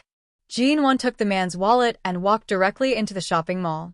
She was wearing a pair of sports shoes that she had just changed into in the car. Her steps were light and fast, and her long hair was spread out behind her. As she walked, it danced with her movements.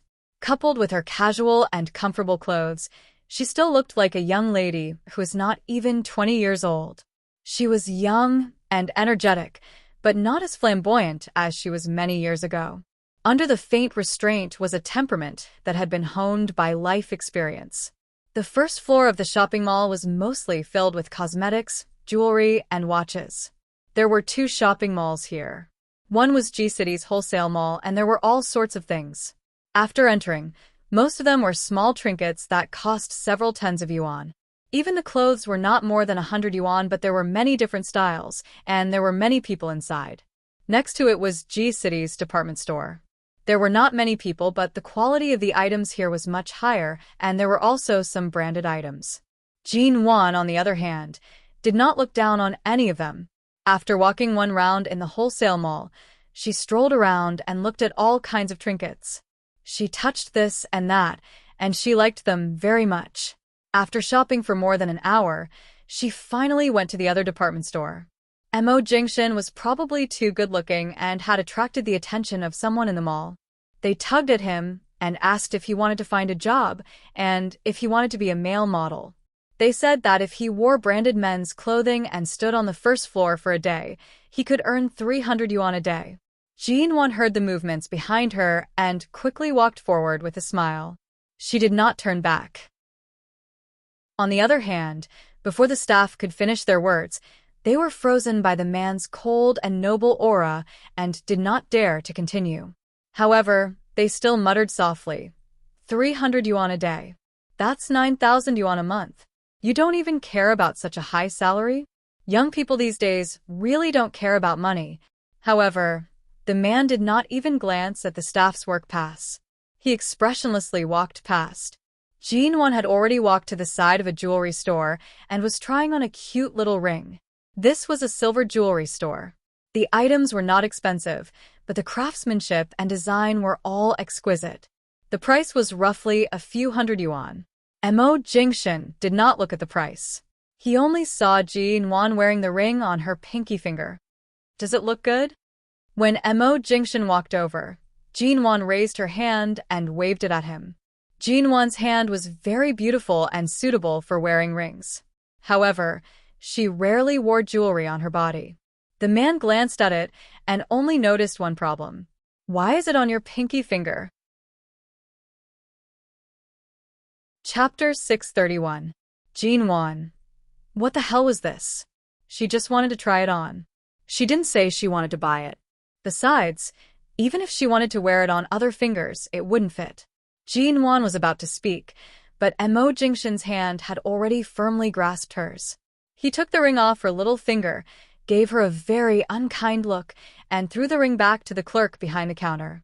Seeing the man's expression, Jin-won pursed her lips. Do you have other sizes?" The man did not wait for her to speak and turned to ask the shop assistant. Yes. The shop assistant rushed to bring out several similar rings and place them on the counter one by one. The man picked up a ring that was exactly the same as the one Ji-won had just chosen and was about to put it on her ring finger. However, Ji-won quickly withdrew her ring finger and glared at the man resolutely, indicating that she would not allow him to put it on her ring finger so casually. Mo Jingshin paused because of her obvious refusal. However, after thinking about it, although he was not sure about other fingers, the ring on her ring finger could not be worn so carelessly. He had to change it to a better occasion and ring. Thus, he did not insist. After checking the size, he was about to put it on her index finger when the shop assistant spoke up again with a half-joking tone. "Sir, you can't put it on your index finger either. Wearing a ring on your index finger implies that you are still single. If there are other men who want to pursue you, they can boldly pursue you. This is tantamount to announcing that you are single and welcoming others to pursue you. Are you trying to make yourself a cuckold?" Mo Jingshin. Ji-won tried hard to hold back her laughter, but the faintly twitching flesh on her cheeks showed how hard it was for her to hold back her laughter. The shop assistant also noticed Ji-won's action of withdrawing her ring finger and said considerately, "If you are passionately in love, you can wear it on your middle finger. This means that the flower is taken and you are passionately in love." Ji-won wanted to say, who was passionately in love with him. It sounded like there was no problem for her to wear it on her little finger. It was quite good. Anyway, she did not have any plans to fall in love. However, this time, the man did not stop. He expressionlessly picked up another ring of the same size and put it on Ji-won's middle finger. Ji-won looked at the ring on her middle finger. It was quite pretty. In fact, although silver jewelry was not expensive, the craftsmanship was relatively simple, so it was relatively easy to make all kinds of complicated designs. This was a style that many other jewelry, such as diamond, platinum, could not make. But she really didn't say that she wanted to buy it. Not bad. After helping her put it on, Mo Jingshin held Ji-won's soft little hand in his, not intending to let go. At the same time, he appeared to be very satisfied. He said mildly, "It's very beautiful. Do you like it?" Ji-won. "I didn't plan to buy it. I just tried it on." The man acted as if he didn't hear her and turned to the shop assistant. "Do you have any other similar sizes?" Yes. The shop assistant took out a few more items. They were all listed in front of Ji-won and she was dazzled. She felt that all of them were beautiful, but for some reason, she felt that the one she was wearing was the most beautiful. In fact, they were all similar, and the design style was outstanding. "You don't like it?" The man glanced at the ring on Ji-won's finger. "I like it, but there's no need. I'll take them all." "I said there's no need to buy it." "I didn't say." The man swept a glance and replied, "I think you don't know which one to choose. Why don't you buy them all and wear them every day?" Ji-won. Shop assistant. Several minutes later, the shop assistant handed over a bill. "Sir, the 6 rings you've chosen cost a total of 1,590 yuan. Mo Jingshin's gaze faltered before landing on Ji-won's face. Ji-won once again held back her laughter. She suddenly realized that it was rare to see Boss Missouri in such a distressed state. A man like him might understand everything, but when it came to women's jewelry, he most likely didn't notice that this was a silver jewelry or other jewelry counter. He should have been prepared to spend millions or even tens of millions. Ji-won raised her hand, waving the rings in front of his eyes. She smiled and said, "This is a silver ring. Each one is only 200 to 300 yuan. When the man heard the price, he no longer showed any signs of surprise. He glanced at her again. "Are you sure you like it?" Ji-won nodded. Since it wasn't expensive, she could just buy it. The blue diamond that was worth who knew how many billions was still in her hands, and the painting that was worth 600 million was gifted to her just like that. It was rare for her to go shopping, so there was nothing wrong with buying some small trinkets. Seeing that she really liked it, the man held her hand and turned to pay. In a small place like this, he could not casually wave his hand and put it under Boss Mo's name. Instead, he had to go to the cashier to pay in cash or by card. While the shop assistant waited by the counter, she carefully wrapped the rings and placed them into a jewelry bag. At the side, one of the shop assistants muttered softly, they actually bought so many silver rings. They're really simple and unadorned. The shop assistant who had just sold the rings calmly said, "Don't be so superficial. Just look at that man and young lady's attire.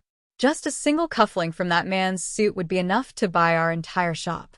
Don't rich people nowadays always say to return to their roots?" Maybe it's because there are too many luxurious things, so he's interested in these little crafts on the street. Also, that young lady looks really good wearing it. She's prettier than many of the big diamond rings I've seen. That's true. That man doesn't look like an ordinary person. That young lady doesn't look ordinary either. Furthermore, that man kept asking that young lady if she really liked it. It was because she liked it that he bought it. Why would he care about the price? As long as the person he loves likes it, even jewelry worth hundreds of millions can't compare to a silver ring like this.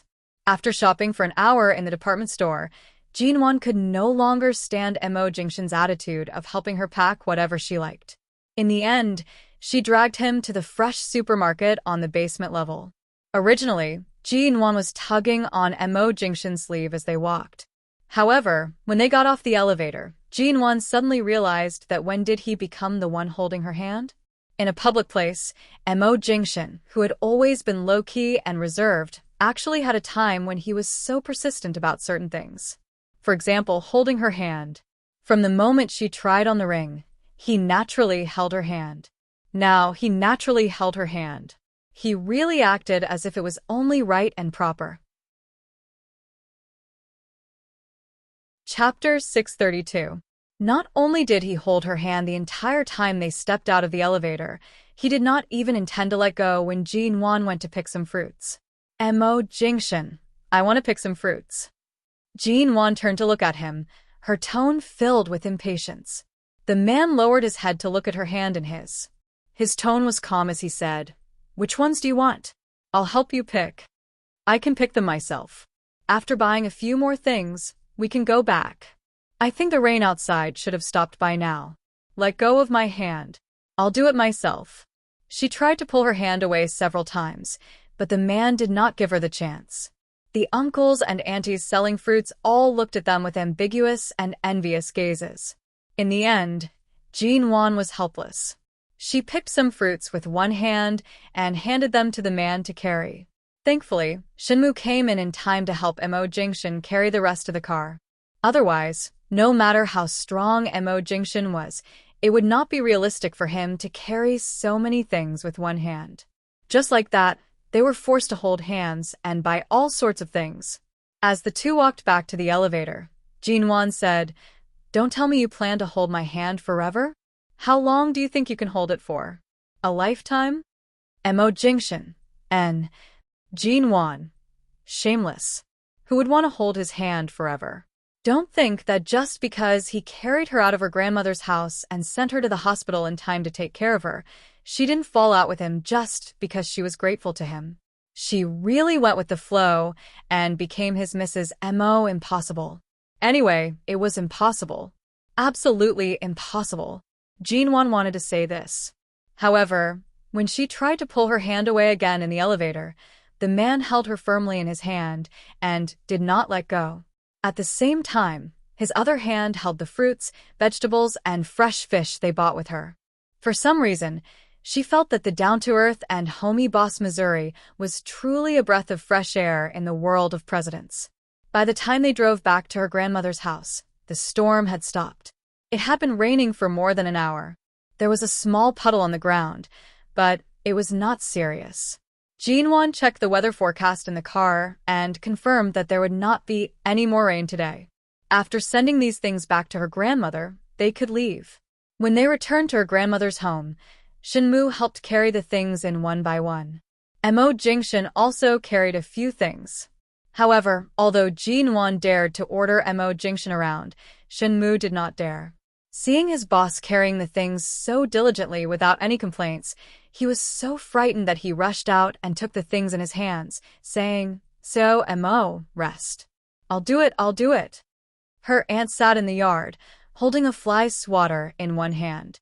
She subconsciously swatted it back and forth on a wooden table. She watched as Jinwan and the others brought back all sorts of food, drinks, and medicine. It could be seen that they must have spent quite a lot on this trip. If they really didn't have a card to swipe, they wouldn't have bought so many things. But every time she wanted to ask for money, she raised her eyes to see the man called CEO Mo, the man who claimed to be Jinwan's husband. She hesitated and did not dare to speak up in the end. After Shinmu helped to carry everything in, Jinwan did not plan to stay here anymore. She planned to go in and bid farewell to her grandmother, who was lying on the bed, before leaving. Her grandmother looked at the piles of medicine and food by the bedside. She heard from the young man surnamed Shin that these were all bought by Jinwan. She also heard that Jinwan was going to leave. Her old face was thoughtful when she suddenly heard footsteps.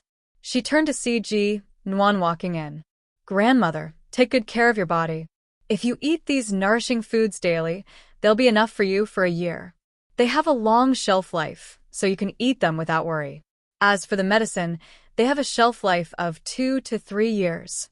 I bought a lot of them. It shouldn't be a problem for you to take them for 2 to 3 years." Jinwan stood by the bed and did not sit down. Her gaze was calm and indifferent. "I'll take all the things my mother left here with me. I won't have a chance to come back to G City in the future. Take care of yourself." After speaking, she did not look at her grandmother's expression and turned to leave. "Wait a minute, Jinwan." Her grandmother's gaze was stiff as she looked at the pile of things on the floor. Just as Jinwan was about to leave, she suddenly called out to her. "Child, wait a minute. I have something to tell you." Jinwan paused in her footsteps and turned back to look at her. Her grandmother's words were a little rushed. She coughed twice before leaning against the bed.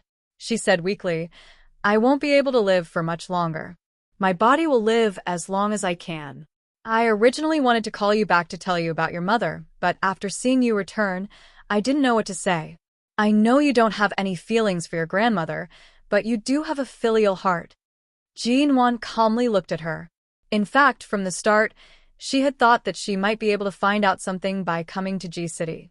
However, in the few days she had been back, apart from witnessing the weirdness of this family, she had gained nothing. But looking at her grandmother's expression, it seemed like she was finally going to get to the main topic. Jinwan sat in her grandmother's room for around 40 minutes and did not come out. Shinmu was slightly worried. He sat in the car and said, "Miss Ji only went in to say goodbye. Why hasn't she come out yet?" Mo Jingshin's gaze calmly shifted to the mother and daughter trio in the yard. This meant that Jinwan was in her grandmother's room. There was only Jinwan and the old woman who was paralyzed on the bed without anyone's help. It was clear that they were only chatting inside. Nothing else would happen. "There's no rush. Wait patiently." The moment Mo Jingshin's words landed, Shinmu turned to look at the two sisters, Song Sisi and Song Kiki. Because they saw that Mo Jingshin did not plan to sit in their home and was waiting in the car outside the yard, the two sisters seemed to be thinking of something. They went in to change their clothes, put on makeup, and did their hair. They then stood in the yard chatting and laughing, as though they were afraid that no one would be able to tell that they were purposely putting on a show for CEO Mo. However, the two sisters were hindered by Mo Jingshin's aura. Even if they wanted to, they did not have the guts to approach him. They could only stand in the yard and attempt to seduce him from afar. Their gazes would occasionally shift toward the car window. However, from the angle of the car window, they could not clearly see where Mo Jingshin was sitting in the car. Thus, their gazes kept shifting back and forth in the direction of the car windows. Yet Mo Jingshin did not even glance at them. It was as though the yard was filled with filthy things. He could not even be bothered to lift his eyelids in that direction. Chapter 633. When Jinwan left her grandmother's room, Song Sisi and Song Kiki were already tired from twisting and were resting in the courtyard. They turned to see Jinwan walking out. The two sisters raised their eyes to look at her, but Jinwan walked out without looking. Her face was expressionless, and it was impossible to tell what she was feeling. After Jinwan boarded the car and the high-end black car drove away, The mother and daughter trio sat in the courtyard with dejected expressions because they did not receive a single cent. Jinwon sat quietly in the car. She kept her eyes out of the window and did not speak. Mo Jingshin saw that she was troubled and did not speak. He gave her time to sort out her emotions. It was not until the car drove toward the main road of G City and moved further away from her so-called grandmother's house that the man's hand landed on the hand she had placed by her leg. He spoke. "You only came out after almost an hour. What did you talk about?" Jinwon paused and continued to look out the window. "She only spoke. She told me some things about my mother. I haven't figured out my own identity yet, but she threw me a difficult problem." "What problem?" "She said that my mother was not her biological mother. She said that when she was young, she worked for a rich family in Jing City and worked as a servant for a year. Later, she returned to the countryside and gave birth to my aunt. Because she lacked money, she went back to work for that family again. However, something happened to that family. It was similar to the melodramatic stories that only the older generation would have. Anyway, not long after my mother was born, she became an abandoned baby. My grandmother picked my mother up and raised her until she was 10 years old. When she sent her back, she wanted to take the opportunity to ask for some money. However, that family had already moved abroad and couldn't be contacted." At this point, Jinwon raised her hand to push back the hair hanging over her forehead and said mildly, "She adopted my mother so that she could ask for few million yuan from that family when they wanted to find the child. However, her hopes were dashed. After that, she no longer had any thoughts about my mother and left her to fend for herself. After my mother graduated from junior high school, she borrowed money from her relatives for her high school education. Later, she worked to earn money and applied for a student loan. In the end, she received a scholarship to study abroad. Most of the money she earned was returned to those relatives. After that, she basically had no contact with my grandmother's family. However, after so many years, until my mother passed away, she still didn't know what happened to her own identity. She only thought that my grandmother didn't like her. Decades ago, there were indeed many wealthy families in China who preferred boys over girls. In China, especially in Jing City, in that era, those who could be called rich were not ordinary, and abandoned baby girls were common. I can't tell what I'm feeling right now. On the one hand, I'm glad that my mother is not related to this family by blood because I really hate their faces. On the other hand, I'm sorry that she didn't know her own identity until she died. Perhaps after so long, we can't find the root cause. But my mother, such a beautiful, strong, and hard-working woman, died of emotional entanglements and physical reasons. At this time, I finally understand why Ji Hongwen was so kind to my mother. Even though she was pregnant with someone else's child, he was willing to marry her and protect her. But I can't imagine, if I really have any relationship with the Xiao family, under what circumstances did Chairman Xiao, who was married and had children, make my mother pregnant with me, but in the end, he didn't take responsibility and let her marry into the Ji family with a child. I remember that at Chairman Zhao's birthday party, on that cruise ship, when Xiao Li was going to take me to see his father, you said that I wouldn't be happy to see them. Jinwon turned to look at Mo Jingshin, who had been listening to her without saying a word. Have you investigated my identity? Do you know that even if I'm really Chairman Zhao's daughter, I may not be willing to acknowledge him? Mo Jingshin gently held her hand in his, saying mildly, from the high fever and coma in the morning to the hospital, to the shopping in the afternoon, until now, your endurance has been greatly reduced. I only heard a lot of things, so I'm not specific. It's just the emotional entanglements between the previous generation. It's not that complicated. You're tired. Take a rest first. We'll talk about it later, okay? Jinwon turned to look at him and thought for a while. He was right. Since Ji Hongwen asked her to go back to Ji City first, he had planned to tell her everything bit by bit. There was no need for her to ask Mo Jingshin. After all, the real parties involved were Ji Hongwen and Chairman Xiao. She lowered her eyes and calmed down. But to be honest, when she thought that her mother had nothing to do with that family, who were too vulgar and greedy, she felt a gust of foul air and her chest was released, and she felt much better.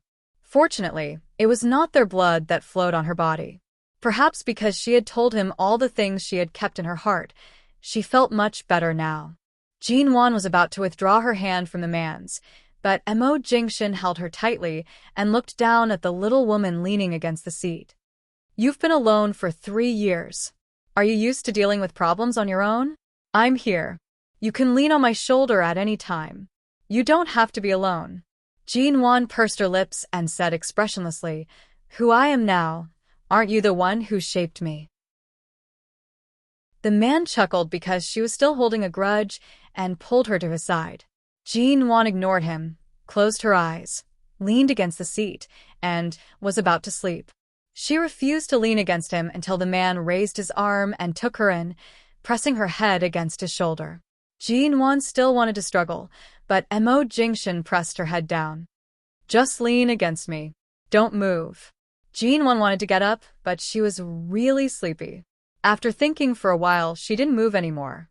She simply leaned against the man, closed her eyes, and said, I'll only lean against you for half an hour. Wake me up in half an hour. The man's low voice was accompanied by a smile. Okay. However, half an hour later, Jean Wan was still sleeping on his shoulder. Of course, Mo Jingshin wouldn't wake her up.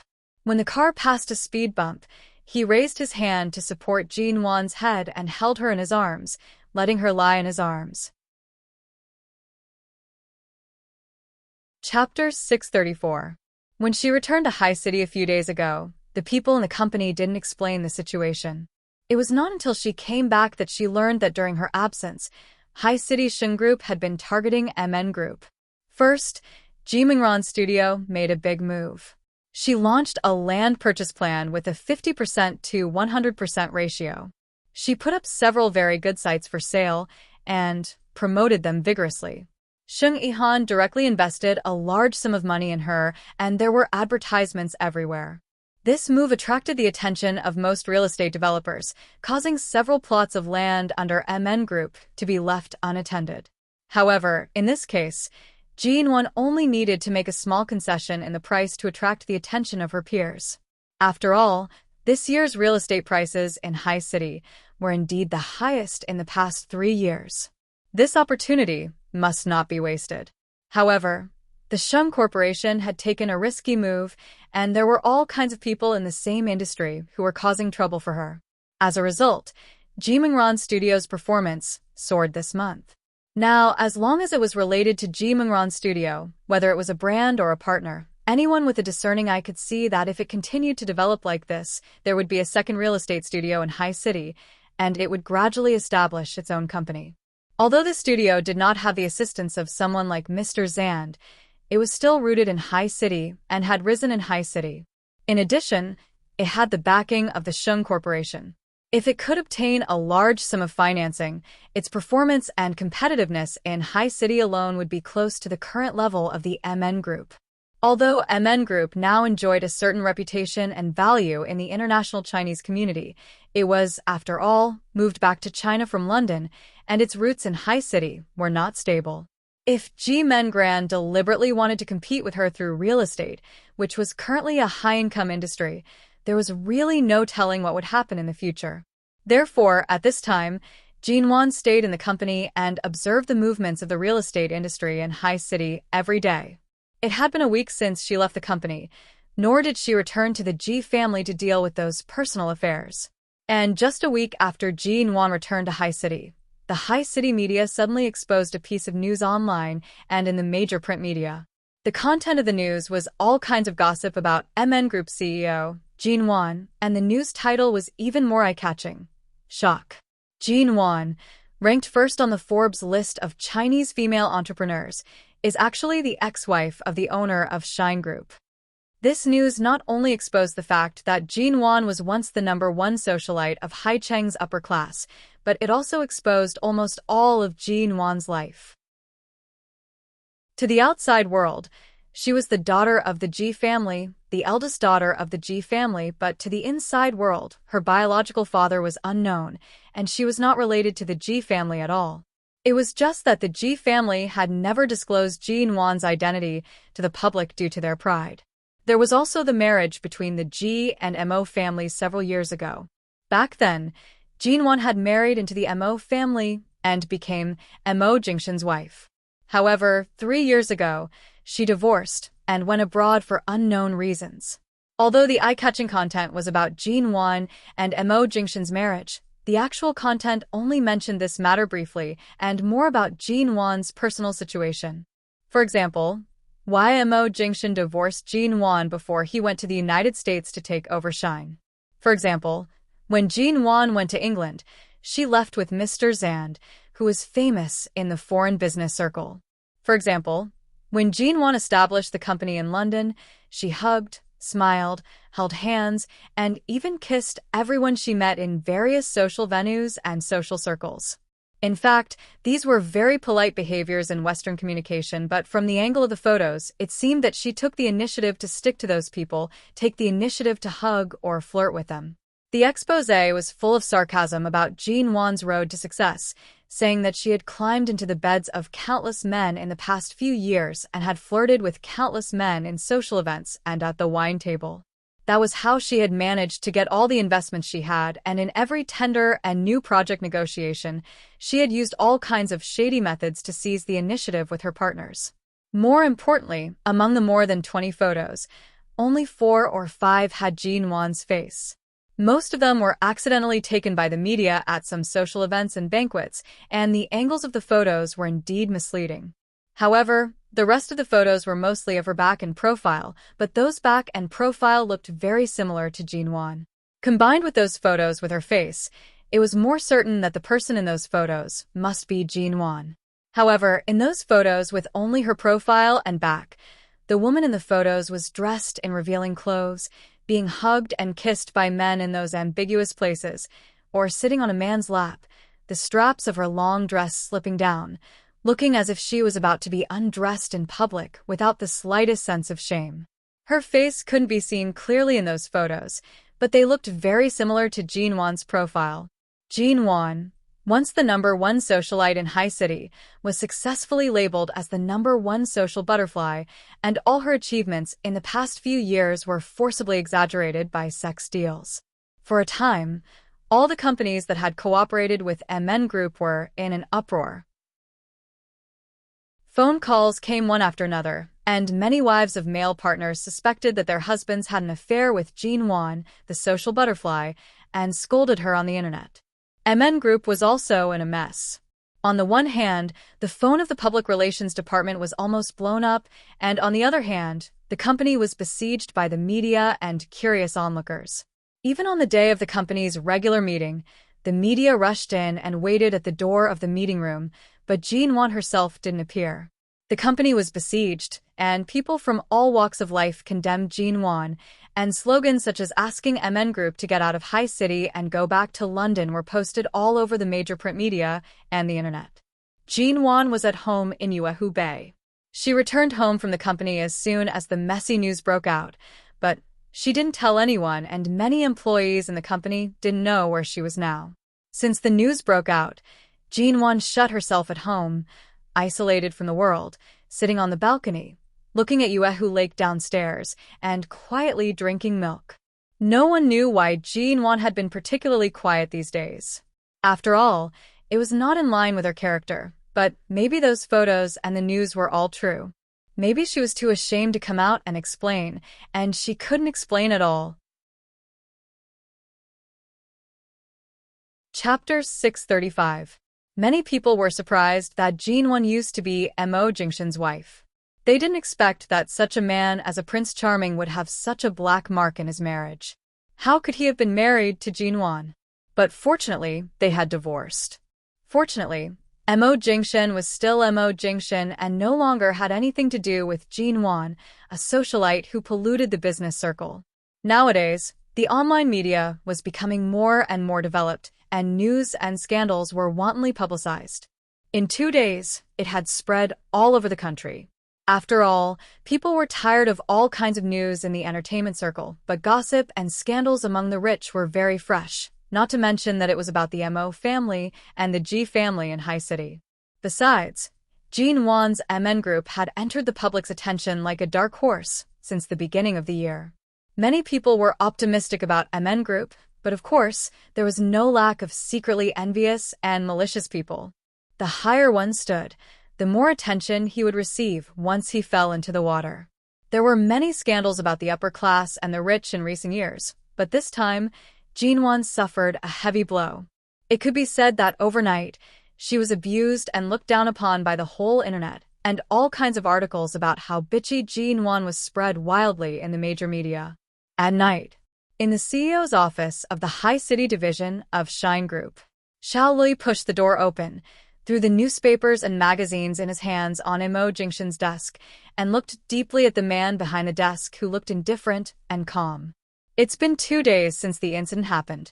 Our Xiao family couldn't reach out to the Ji family, and Ji Hongwen also refused to help Jinwon.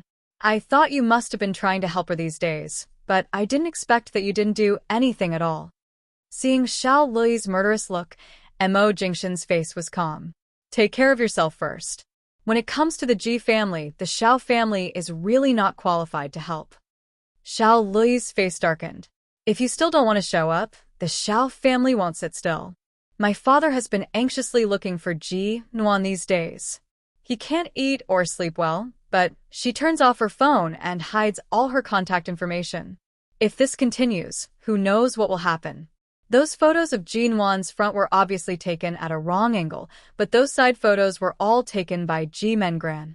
She and Ji Nuan share the same mother but have different fathers, but her figure and profile look similar. As long as she deliberately put on makeup, she would look more like Ji Nuan. She asked people to take photos in all kinds of brothels and now exposed them. She must have planned this for a long time. Even if we know she has been plotting this for a long time, what can we do with just a few words of explanation except to support Jinwon? Can the dirty water that splashed on her be washed clean? Imo Jingshan flipped through the documents without raising his head, calmly saying, even she isn't anxious. Why are you anxious? How do you know she's not anxious? Xiao Lui glanced at him coldly. As far as I know, she hasn't contacted anyone in the past 2 days, has she? Imo Jingshan didn't comment. That little woman locked herself in her home in Yuehu Bay, didn't go out at all, and didn't see anyone. She just sat on the balcony all day in a daze. After the accident, she didn't ask anyone for help. She even knew that he could help her when she was being scolded. He could help her block a lot of unnecessary scolding and even help her solve the problem. But she would rather turn off her phone and sit at home without seeing anyone than give him a call. If he hadn't arranged a live-in nanny upstairs so that he could see what was going on her balcony at any time, even he wouldn't know what was going on with Jinwon. However, the fact was that when everyone thought Jinwon was too ashamed to see anyone, and some even suspected that Jinwon would secretly find a place to commit suicide out of shame, Jinwon was sitting on the balcony drinking milk and watching the scenery. Obviously, if she could find a way to solve the problem in time, she wouldn't have dragged it on for so long. Dragging it until now could only mean that she couldn't explain herself because of those photos, and she couldn't come up with a good solution even after locking herself up for 2 days. But even at this point, she was still very tough and didn't say a word. Imo Jingshan didn't even need her to beg him at all. Even if she just sent him a WeChat message to let him know that she needed him, all the problems could be solved, but she still kept quiet. Xiao Lui had always been calm, but after 2 days, he didn't hear a word from Imo Jingshan. So he came here to see if he was going to chase Jinwon back. But now he saw Imo Jingshan was calm and indifferent, and from his understanding of men, he could tell what he was waiting for. Ji Mengran seems to have made a big move this time. It seems that she has made a big move. She confronted Jinwon head-on in the business circle and suppressed Jinwon with public opinion. She must hate Jinwon's company, so she's trying to give her a fatal blow. Xiao Lui glanced at the news that popped up on his cell phone from time to time. In the past 2 days, all the major gossip news had been dominated by Jinwon's name. He casually threw his cell phone onto the coffee table in the office, took out a cigarette, lit it, and put it in his mouth, narrowed his eyes, and said, "If you don't do something, it's really hard to chase my sister." One of them smoked and the other read documents. Although they were in the same office, they tacitly kept silent. Occasionally, Various news about Jinwan's gossip history popped up on their cell phones at the same time, and the media kept scolding Jinwan. Even the hot searches about MN Group and Jinwan on Weibo, which had gradually come into the public's attention in the past 2 years, crushed countless stars in the entertainment circle for 2 days in a row. Xiao Lui didn't sit long and left. Late at night, Mo Jingshan moved his eyes away from the documents in his hand and looked at the computer screen that had been on all the time. The hot news list of the major media was closely following Jinwan's ranking. It was the news that Jimingran Studio had just signed a 300 million yuan land purchase agreement, and more detailed information about Jimengran was exposed in the media. It was said that Jimengran was the real Missy of the G Corporation, that Jimengran was qualified to inherit the G Corporation, and that Jimengran was very business-minded and was comparable to Jinwan. Mo Jingshan watched as the topic of comparing Jinwan and Jimingran's popularity continued to rise. His brows moved slightly as he smiled coldly. So, that's what you're planning. Dash. Chapter 636. Mo Jingshan picked up the phone, dialed a number, and made a simple arrangement. Find the media person who is pushing the topic of Jimengran. There's no need to suppress her. Just let her do it. Then, the man sat quietly at his desk, watching the news on the computer slowly changing. The next day, Shinmu knocked on the door and entered. CEO Mo, I found the media company and the photographer who worked with Jimengran. These are all the original photos in their camera. Mo Jingshan glanced at him, and Shinmu quickly came up and handed him the USB flash drive, saying, The original photos are in here. The person has been taken away by the police for investigation. I've seen those photos. There are more than 100 of them from all angles. They haven't been deleted or processed.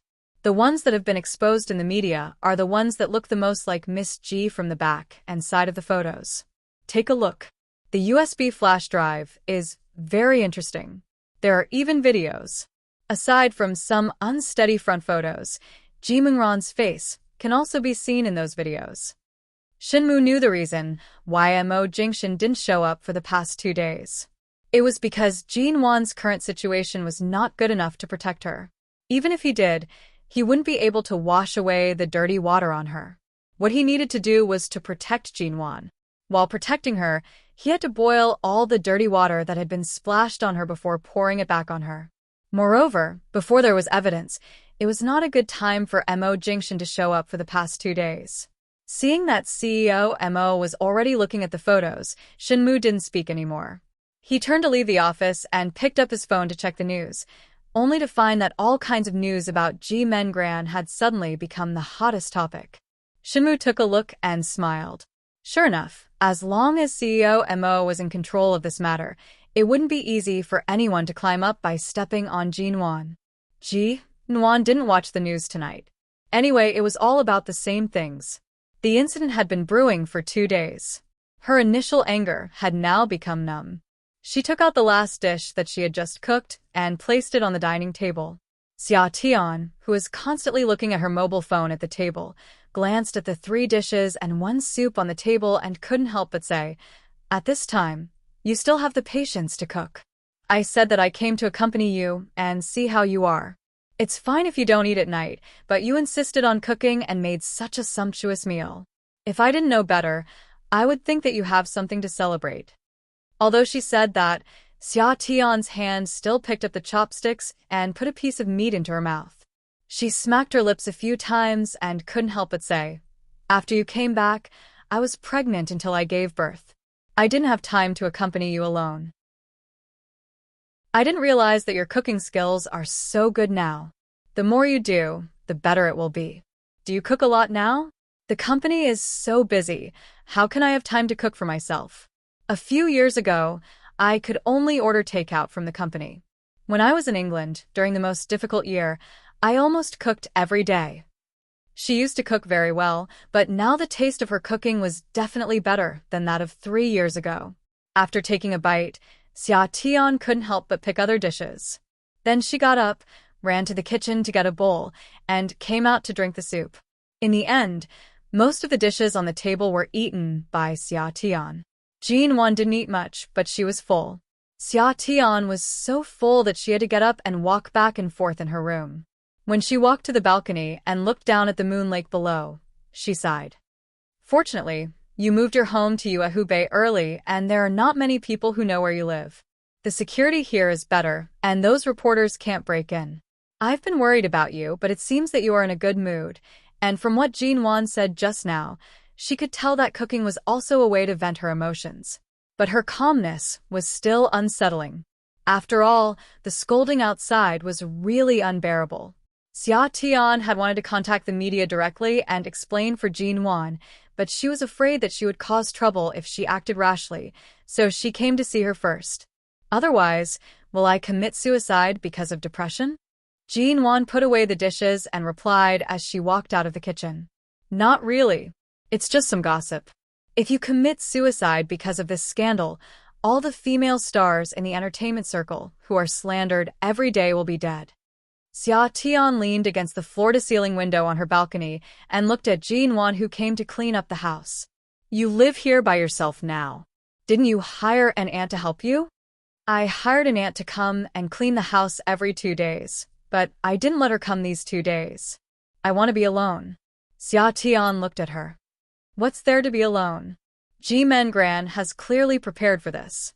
Just now, I saw the news and found that the topic about her studio suddenly overshadowed your popularity, and the news about which one of you is qualified to inherit the G Corporation has also spread.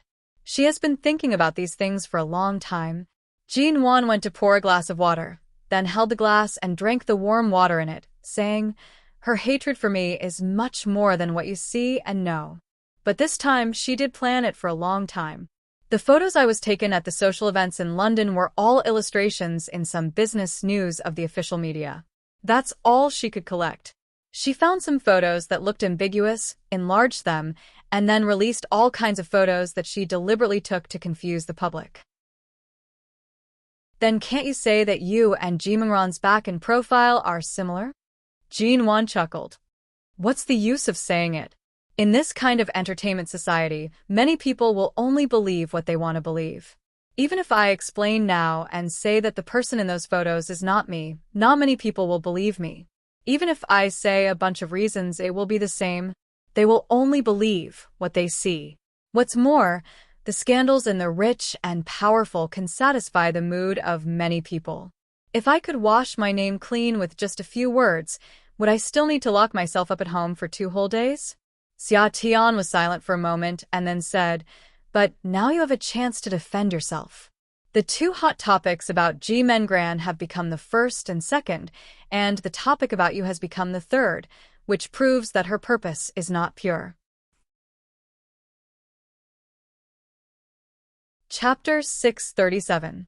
Xia Tian looked at her and asked, Since Ji Mengran was ready to give you a blow, she must have done it slowly. She suddenly became the first one. Did she make a mistake in her plan because she was too anxious, or did someone push her up? Who else could it be? In this vast Haicheng, only Mo Jingshan had the ability to control the media and suddenly push Ji Mengran's popularity up in such a short period of time. In fact, Xia Tian had guessed it, but she deliberately asked Jin-won. Nwan, I think Mo Jingshan actually wants to help you, but you keep turning off your phone and don't contact anyone. Xia Tian looked at her. This matter is also related to your marriage. Most of the curses are from those women who are jealous of you. It's a fact that you were married to him. Now, if he comes to help you, you'll get twice the result with half the effort. You've been very stubborn since you came back from England. I know you were really hurt when you left 3 years ago, but if you can still be with Mo Jingshan, you should control your temper. I think he still favors you, and you don't like any other man except him, do you? Jin-won didn't speak, just holding the cup and looking down at the 2 most popular topics on her phone. Xia Tian came over again, took her cell phone away, and didn't let her look at it again. When Jin-won had nowhere to look and looked back at her, Xia Tian raised her eyebrows and looked at her. I'll cover you in a while. Dress up. Your car is too eye-catching now, and you can't take a taxi. Drive my car and go to Mo Jingshan. When did I say I was going to find him? In this situation, what can you do even if he comes to help? Jinwon's expression was very indifferent. After returning from G City, Jinwon had been busy in the company. She hadn't contacted Mo Jingshan these days, probably because she was busy to keep a distance from him. But after returning from Jing City, Jinwon's mood had changed. After returning from G City, she couldn't tell what was on her mind now. Mo Jingshan didn't know what to say. No matter what the result will be, I believe in Mo Jingshan. Xia Tian persuaded her patiently. You still don't ask him for help at this time. Do you really plan to go out in this way in the future? What's more, it's not just your own reputation that's at stake right now, but also MN Group. You have thousands of employees in your company, and the company's stock has fallen a lot in the past 2 days. If this continues, have you thought about the consequences? Yes, but that doesn't mean there's no other way. Xia Tian rolled her eyes at her in exasperation. You clearly know that no matter what the best method is, with Mo Jingshan's help, it will yield twice the result with half the effort, but you just have to avoid this most important person. Jinwon did not speak. It's your business that you have a personality, but you're not alone now. You're the president of MN Group and the person in charge. You have the responsibility and the need to deal with this matter as soon as possible, instead of dragging it on like this. There's the shortest way, but you insist on taking a detour. Xia Tian said as she grabbed Jinwon's arm and dragged her all the way back to the bedroom. What for? I'm going to disguise you. At least dress up, so that no one will recognize you when you go out. With that, Xia Tian opened Jinwon's wardrobe, took out a black hooded sweater, and threw it to her. Then she found a pair of jeans and threw them to her. Finally, she rummaged around and took out a pair of oversized sunglasses for her. Jinwon, it's so dark now and you want me to wear sunglasses? Are you afraid that no one can see that I'm sneaking out? Xia Tian. She suddenly took the sunglasses from Jinwon's hand and turned to take out a stack of medical masks from her bag. I caught a cold half a month ago. I was afraid that I would infect the child, so I went to the pharmacy to buy these masks. They are all new and unused. Put them on later and pretend that you have a cold, so that no one will suspect you. Jinwon. In the end, Xia Tian saw that Jinwon was fully dressed and had put on the hood behind the sweater. The hood was big enough to cover the space on both sides of her face. If she walked with her head down in the mask, even if the media had X-ray vision, they might not be able to recognize her. Xia Tian was satisfied and handed her car keys to Jinwon. Jinwon looked at the car keys in her hand and then at her fully dressed appearance, and for some reason, she had a feeling that she was being forced to do something. It was already past 11 o'clock in the evening. Jinwon was not sure where Mo Jingshan was, and Xia Tian wouldn't let her stay at home in Yuehubei. Having nowhere to go, she could only drive around High City. But as she drove, she finally drove to the square opposite the Shine Group. She turned her eyes to the office area on the top floor and saw that the lights of the CEO's office were on. Jinwon stopped the car. Just as she got out of the car, she happened to see Shinmu coming out of the company. It was so late, but Shinmu was still here. As soon as Shinmu came out, he saw Jinwon. Although Jinwon had covered herself up, there was no one in the square opposite the company in the middle of the night. There were only cars passing by quickly on the road, but Jinwon was standing by the car. If Shinmu hadn't had a strong heart, he would have been startled by her. After staring at Jinwon for a long time, Shinmu walked over. Seeing Jinwon fully dressed and her eyes exposed through the mask, he held back his laughter and asked, "Miss Ji?" Jinwon felt a little embarrassed just now, but being recognized, she had to turn around and look at him. "Why are you still in the company so late?" "I was just about to go home, but CEO Mo should stay in the company tonight." "He is still in the office. Are you going to go up to see him?" Shinmu asked. Jinwon was silent for a moment and said, "I'm just passing by." Shinmu nodded solemnly. "Yes, passing by." "Then, Miss Ji, who passed by our company at 11 o'clock in the middle of the night, if you are sure you don't want to go in to see CEO Mo, I'm leaving. There are security guards in the company at night. If you go in like this, you will probably be stopped outside, and the security guards are likely to send you directly to the police station." Jinwon. Are you sure you don't want to go in to see COMO? Shinmu asked with a smile. Jin-won. Then I'm leaving, Shinmu said, made a gesture of goodbye to her, and turned to leave. Shinmu stopped and looked back at her. Seeing her embarrassed look, he couldn't help but smile. All right, since you are here, why are you hesitating? I'll take you in. Chapter 638. After sending Jin-won to the top floor of the company, Shinmu left. After all, it was already late, and Jin-won didn't want to bother him anymore. But standing outside the elevator on the top floor of Shine Group, in the bright and clean corridor, Jin-won stood for a long time, glancing in the direction of the light in the CEO's office. The next morning, Shinmu arrived at the company before the others arrived. It was just 7 o'clock in the morning. When he arrived at the top floor, he didn't see Jin-won and was about to go to his assistant's office. However, when he passed by the CEO's office, he saw the door was open and the cleaning staff of the logistics department who got up earlier were cleaning the office. Mo Jingshin had just come out of the break room. It seemed that he was really busy in the company last night and didn't rest much. After taking a shower, he went out of the break room. But there seemed to be no trace of Jin-won. Shinmu felt that something was wrong. If Jin-won came, COMO shouldn't be like this, he thought for a while, knocked on the door and walked in. COMO Jingshin took a look at him and walked to the desk. He picked up the documents on the desk and was about to ask him to hand them over to the planning department when the other employees came to work. However, when he looked at him again, he saw Shinmu's hesitant look and asked indifferently, "What's the matter? Did Miss G leave last night?" Mo Jingshin paused and looked at him again. What? Miss G came to the company to see you yesterday. I specially sent her to the top floor and then left. Didn't she enter the office? Mo Jingshin put the documents in his hands on the desk and looked at Shinmu, who was standing in front of the door with a puzzled look.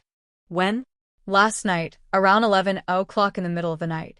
When I was about to go home, I saw her standing in the square opposite the company, standing in the car and hesitating, so I directly sent her in. Mo Jingshin glanced out of the office again, did not speak, and walked out. Shinmu quickly backed away from the door.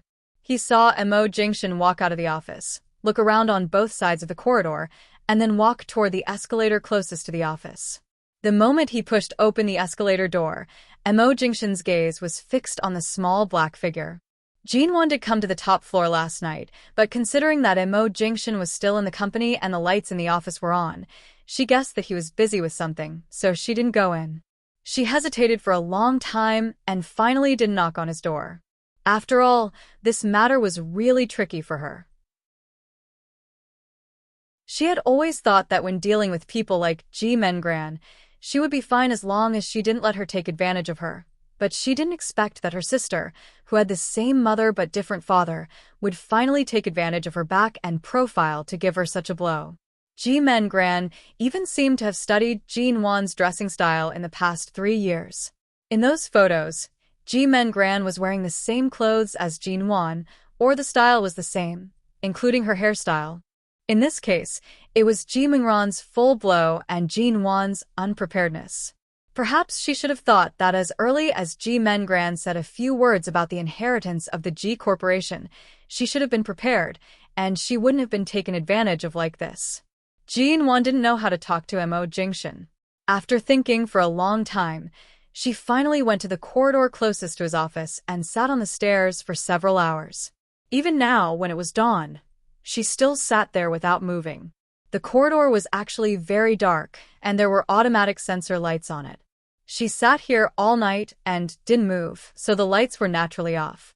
But before Jin-won heard anything, she suddenly saw the light come on.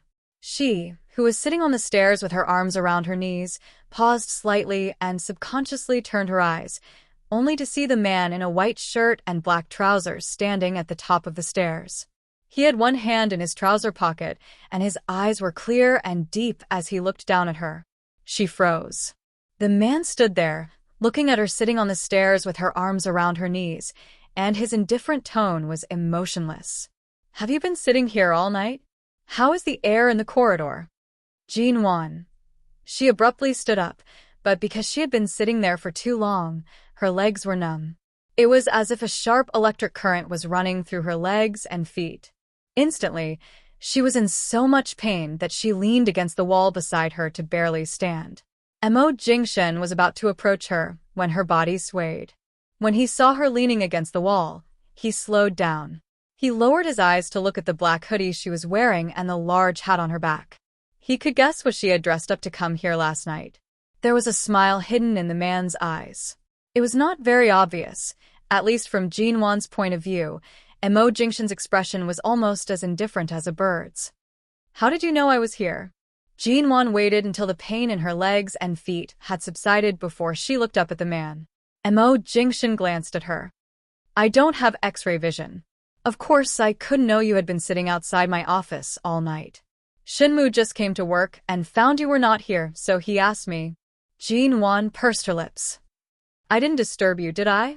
She clearly wanted to come over to ask for his help, but refused to get to the point. She seemed to be afraid that she would disturb him. Mo Jingshen looked at her silently for a moment and said indifferently, "You didn't enter the office. How could you disturb me?" Who was Mo Jingshen? She was afraid that from the moment he knew she was here, he had already known her purpose of coming here. Jinwan stood against the wall for a while, thinking that since she had seen him, it seemed that there was no need to continue hiding. She slowly clenched her fists against the wall behind her, thought for a while, and finally spoke. "In fact, I've been considering whether to ask you to help me these days, but I don't want to implicate you.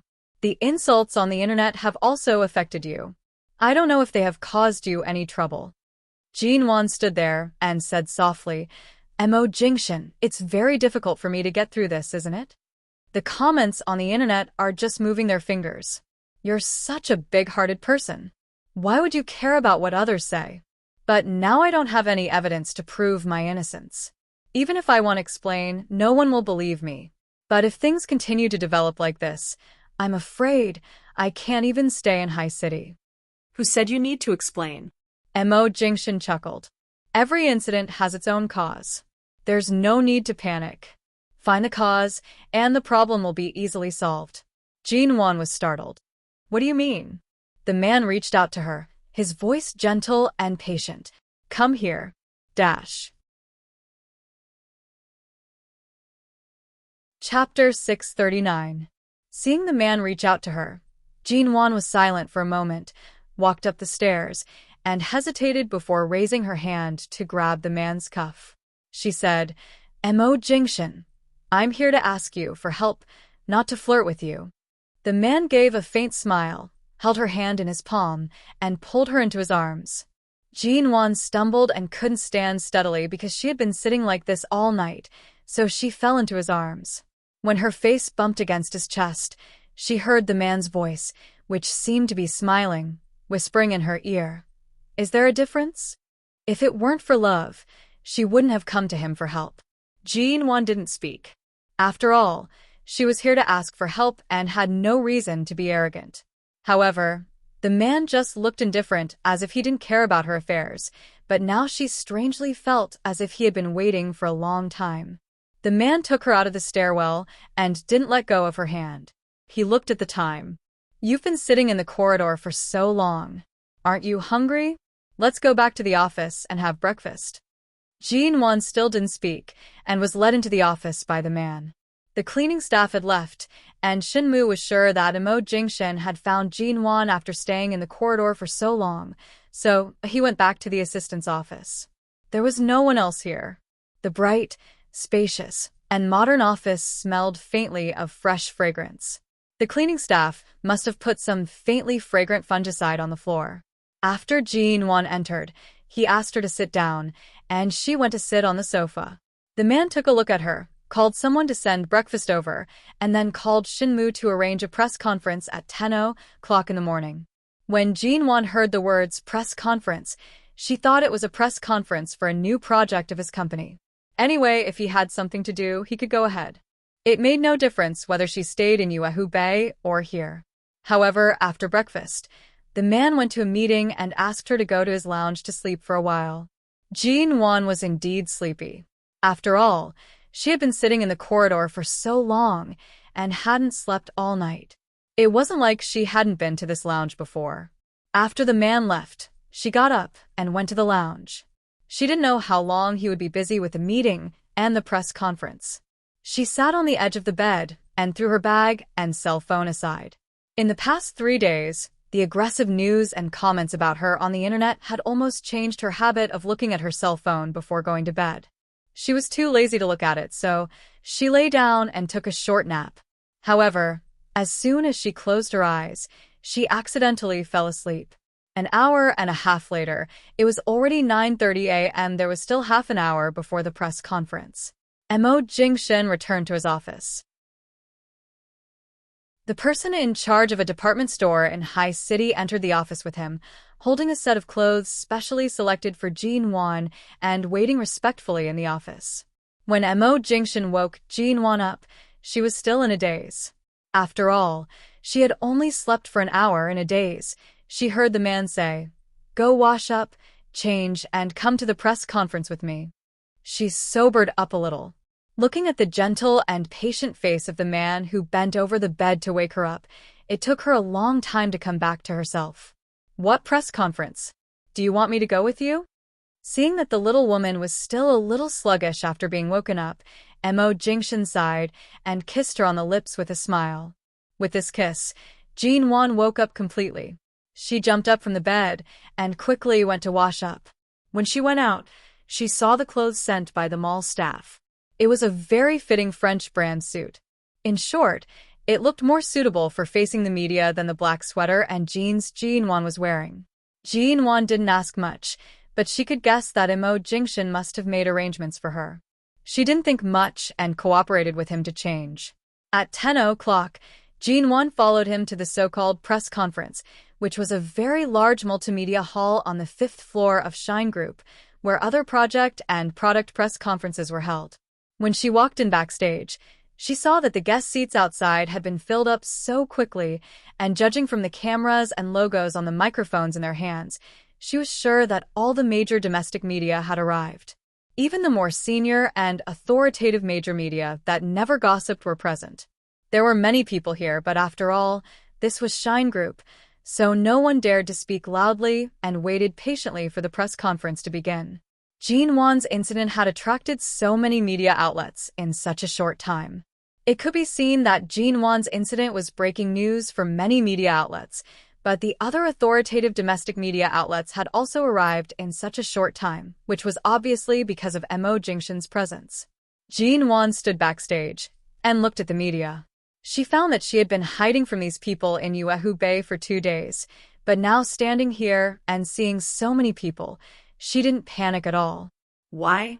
She turned to look at the man in a black suit beside her. "Although I admit that if you show up, you can help me regain some face, aren't you afraid of being cursed with me by holding a press conference to support me?" The man's indifferent gaze fell on her face. "Are you afraid?" "Of course not." The man chuckled. "Since you came to me, you should put all your trust in me."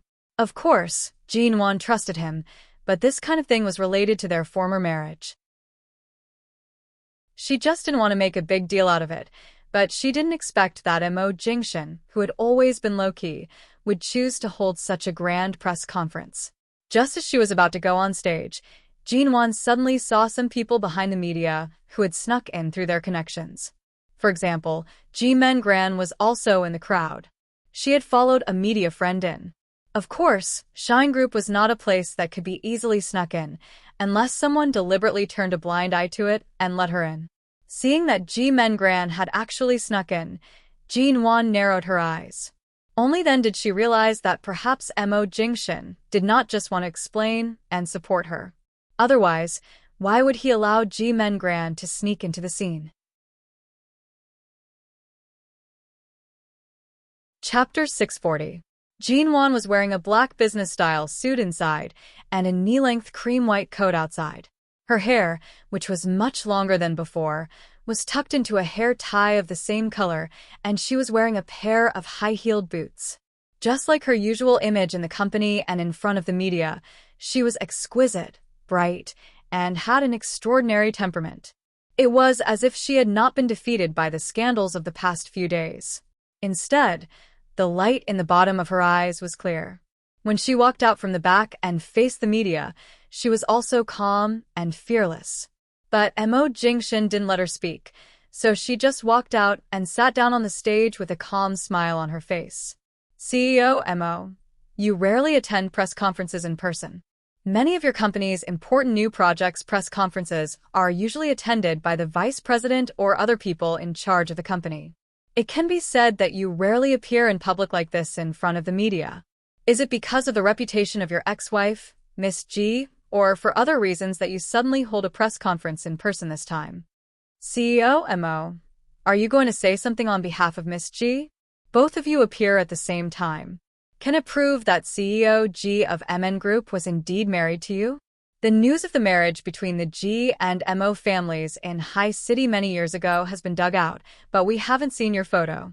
I wonder if CEO Mo has anything to say. I wonder what President Mo's opinion is on Miss G's frequent flirting with her business partners in recent years, and her conduct is improper. She has even been involved in a sex trade. CEO Mo, is it because Miss G is really desperate that she has to ask you to explain for her? As soon as Mo Jingshin appeared, the reporters had begun to ask questions. However, the man just coldly looked at the media at the press conference and listened to their questions. These reporters had restrained themselves. At least, although their questions were tricky, they were not as tricky as they were in other places. At least, they were still afraid of Shine Group and Mo Jingshin, but they still had to ask some key questions in such a big news. After some related questions were asked, Mo Jingshin took the microphone from the reporters. There are only two parts of today's press conference. The first part is to look at the photos and say something. Why don't you sit quietly and wait? After looking at the photos and videos, we'll start the interview. Hearing this, the reporters quickly returned to their seats. When the audience fell silent, Jinwan suddenly felt there was a light behind her. Only then did she notice that the black screen behind her had a projector function, and it was a very high-definition 300-inch screen. She looked back and saw the black screen lit up. The first photo that appeared was the ambiguous and unsightly photo of Jinwan sitting on a partner's lap and feeding him a drink, mouth to mouth, that had been widely spread in the media. As soon as this photo was released, there were some boos in the hall, but Jinwan was sitting at the bottom of the screen and looking at the photo. Although she didn't know what Mo Jingshin had prepared, she could at least regard herself as a bystander and didn't feel too nervous or ashamed. After all, the person in the photo was not her at all. However, the photos were played in the form of a slide. After the first photo stayed in the audience's eyes for about 5 seconds, it was changed to another photo. This photo was the same scene and the same person as the first one, but the angle was different.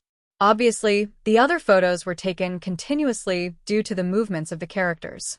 In this photo, Jinwan was no longer a back view, but a side face, which still looked very similar to Jinwan.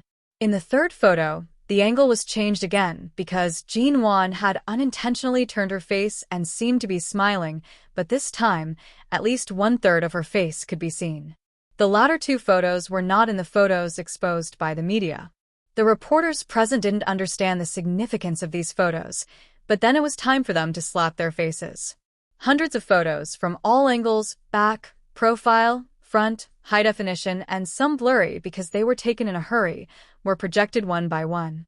Many of the photos that could be seen from the front surprised the reporters because from the front, Jinwan was not the same person at all, but her profile and back were very similar. Even Jinwan didn't expect that Mo Jingshin could find out who took these photos and find the source of the original photos. At first, she thought these were Ji Mingran's photos, but at this moment, she realized that Ji Mengran must have hired some familiar reporters and paid them to secretly take photos from a distance. Only in this way could Jinwan be found out by accident. It turned out that this was the source of what Mo Jingshin said. Jinwan didn't speak, but continued to look at Ji Mingran's face on the big screen that gradually became clear. At the same time, she turned her eyes to look at Ji Mengran, who was hiding behind the crowd and whose face was getting paler and paler under her sunglasses. Almost more than 100 photos, all of which were not released in front of the media and were exposed by the media, were included. Those who knew about photography could naturally see what was going on in these photos. These were the original photos without any image processing. These photos were broadcast live on TV, which was enough to prove that Ji-won was really wronged. The woman whose back and profile were very similar to Ji-won was not her at all. If one didn't look at them with a dirty and ambiguous gaze, those photos with Ji-won's face were just normal social behaviors in British social circles, and there was nothing out of line. And they didn't expect that after the photos, there would be several videos. In the videos, the woman deliberately stuck close to the bodies and legs of the partners in various places, and from time to time rubbed her buttocks against the partners' lower bodies. At the same time, the woman in the video turned her head to ask the cameraman, "Are you done? It must be the effect I want, or it'll be a waste of effort." For a moment, the audience was in an uproar. Although not many people knew Ji-won's name, she was the second daughter of the Ji family, and there would always be some reporters who knew her and those who had interviewed her studio. Chapter 641. No wonder Ji-won's studio signed a new project and inherited the Ji Corporation were the hot topics yesterday afternoon and evening. It turns out that she deliberately framed Ji-won. It turns out that her sister came out to frame her. What a treacherous person. The video on the giant screen continued to play. Ji-won's smiling face suddenly froze on the screen. At the same time, the reporters on the stage kept taking pictures of the man and woman sitting calmly on the stage. The traffic of the various news media, which was already about to explode, suddenly surged in. In this half an hour, the popularity of the video suddenly skyrocketed and didn't go down. These are all photos. Even the date, time, and file size of the photos are displayed next to the photos. You can tell at a glance that they are the originals. The photos that were exposed a few days ago have obviously been manipulated. Otherwise, even if Ji-won deliberately imitated Ji-won's clothes and makeup, it can't be so similar. Those photos are fake, and these are the real ones. The faces of the reporters were all filled with anger. They had originally come to join in the fun of this ugly show of a wealthy family and wanted to find some explosive news to take credit for. However, the media had human nature after all. Faced with such a truth, all of them looked extremely resentful. However, when the audience had known the truth and the audience was full of curses against Ji-won, Mo Jingshin remained calm and sat there without a ripple. After seeing those photos, Ji-won also calmly smiled. Was this enough to prove that before she came to him, Mo Jingshin had long been looking for the person who took the photos? Ji-won had hidden so well that it was not easy to find her, but he found these photos in 2 days and quickly held a press conference for her. With Mo Jingshin's influence and Ji-won's current popularity, now these photos were the truth. They didn't need to say a word. People who were not stupid would know the whole story. Also, yesterday, the various topics about Ji-won became the first and second place, attracting a lot of people's attention. Now, with these photos and Ji-won's topic, many things were self-evident.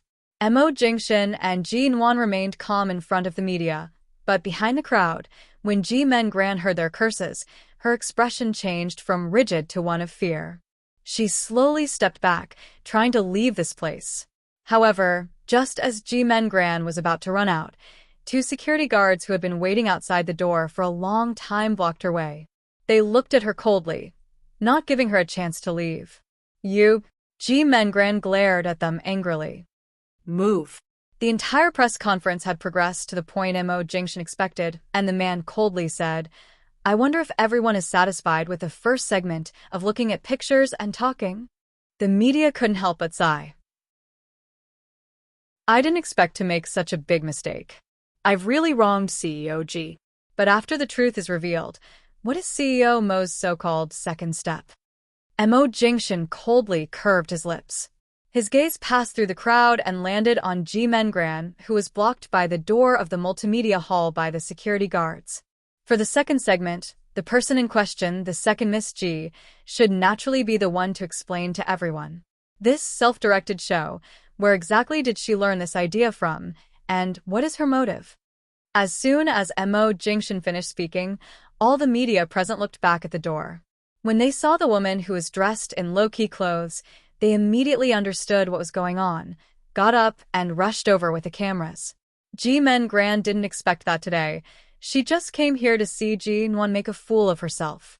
After all, Ji-won couldn't explain the whole thing, even if Imo Jingshin showed up, but she didn't expect that the original photos would be found, nor did she expect that Imo Jingshin had set up this trap and waited for her to jump into it. The media immediately rushed over. She didn't need the security guards to stop them. In an instant, she was surrounded and had no way out. "What are you doing?" Ji-men Gran pressed the oversized sunglasses on her glasses hard and lowered her head to cover her face, refusing to be photographed by the cameras. However, the photos on the screen were all of her face, and it made no difference whether she covered her face or not. "Ji-men Gran, how could you come here? Do you really think you can completely ruin your sister's reputation?" Fortunately, we saw so many original photos from different angles today. Otherwise, I'm afraid all the media and people on the internet would have been fooled by you. I can't believe sisters would use such cruel and shameless means to frame each other. Since you're here, why don't you tell me what you think? Just as the media surrounded Ji-men Gran, Imo Jingshin glanced at them indifferently, and then his eyes fell on Ji-men Gran. "Second, Miss Ji."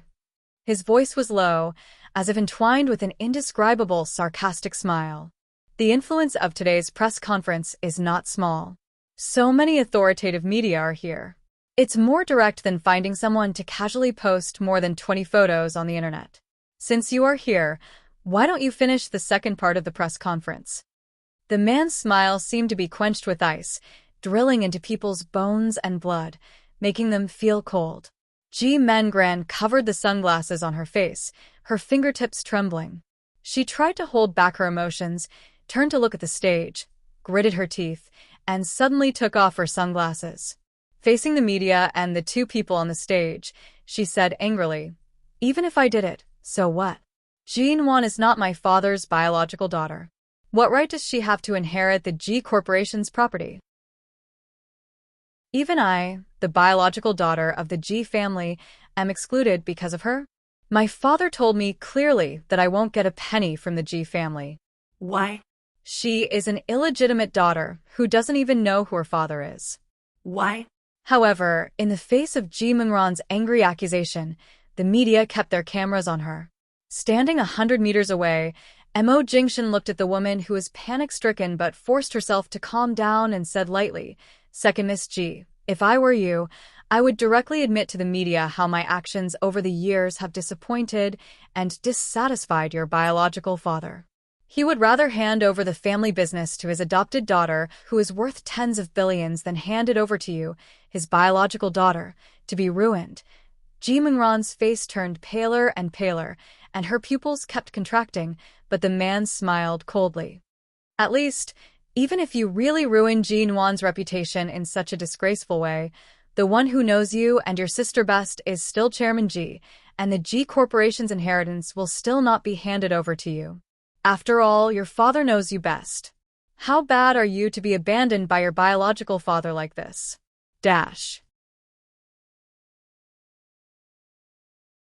Chapter 642. Ji-won didn't speak. Since Ji-men Gran was exposed and the media surrounded her, she seemed to have nothing to do with this show. Seeing the cameras kept pointing at her, Ji-men Gran angrily raised her hand to push them away, but the reporters standing closest to her said coldly, "Miss Ji, these cameras are not cheap. If you break them, are you going to compensate us with brand new ones?" As the reporters spoke, they deliberately brought the microphone to Ji-men Gran's mouth. "Don't glare at us like this. Since you framed your sister through the media, isn't it natural that you're surrounded by the media now?" The reporters were very good at pestering people. Now that the truth had been revealed, they wanted to take revenge on Ji-men Gran. Ji-won didn't speak, just looked in that direction, and her face was covered with a layer of cold sarcasm. The next second, Ji-men Gran forcefully pushed away the microphones in front of her. She grabbed another microphone with an ugly expression and was about to smash the cameras. "It doesn't matter if it's broken.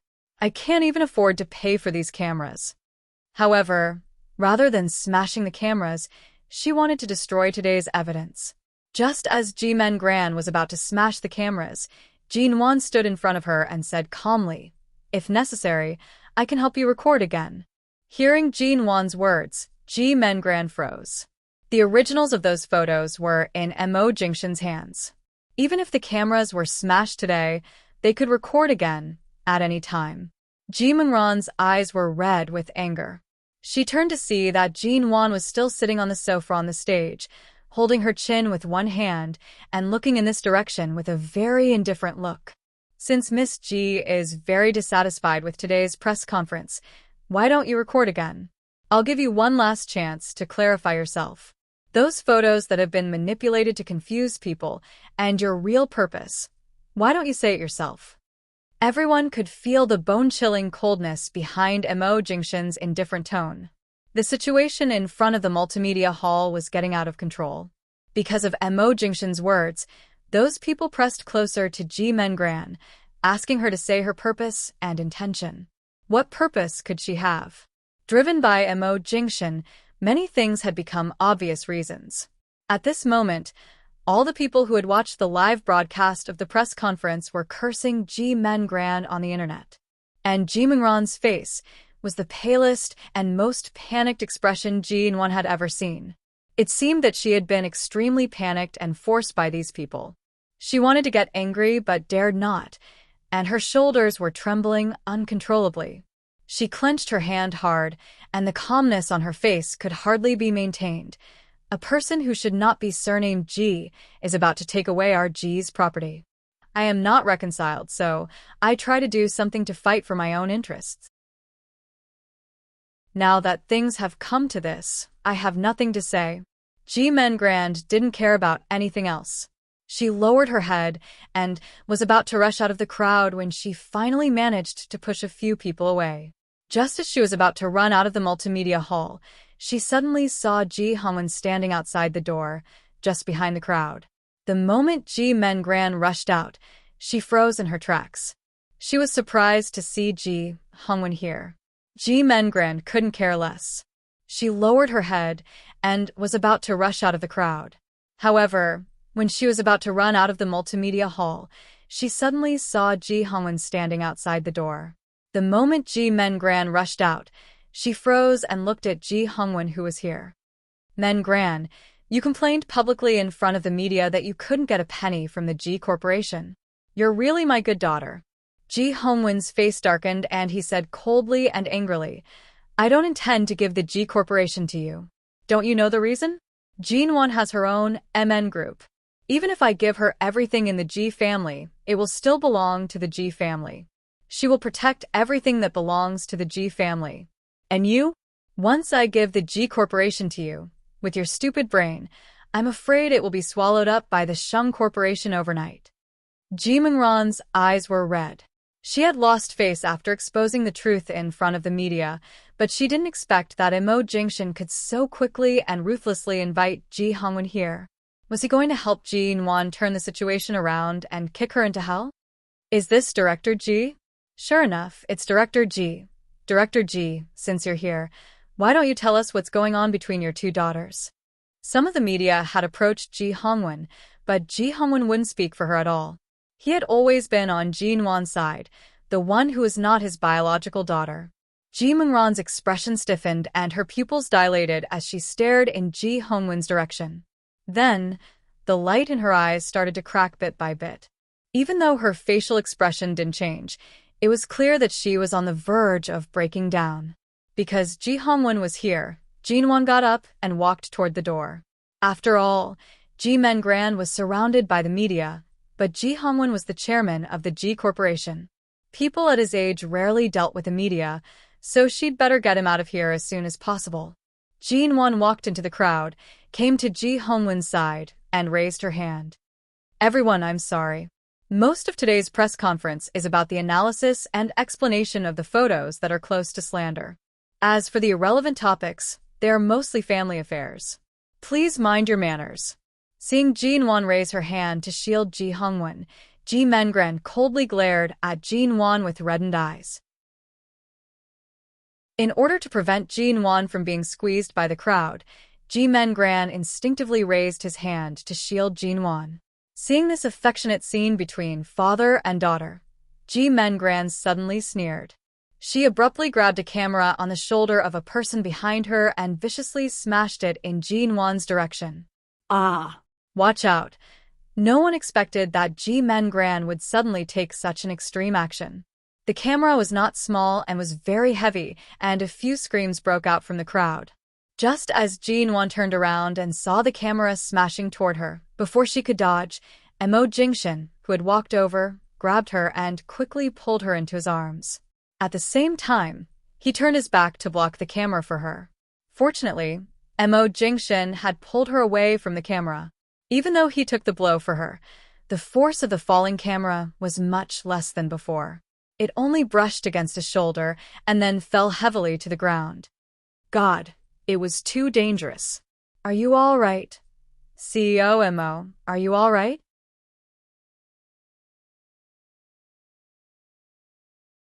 Chapter 643. Jinwan was startled by the sound of the camera hitting Mo Jingshan's shoulder.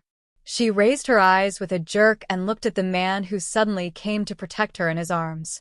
Although the angle of the camera was crooked and not too heavy, she instinctively raised her hand and put it on the man's shoulder.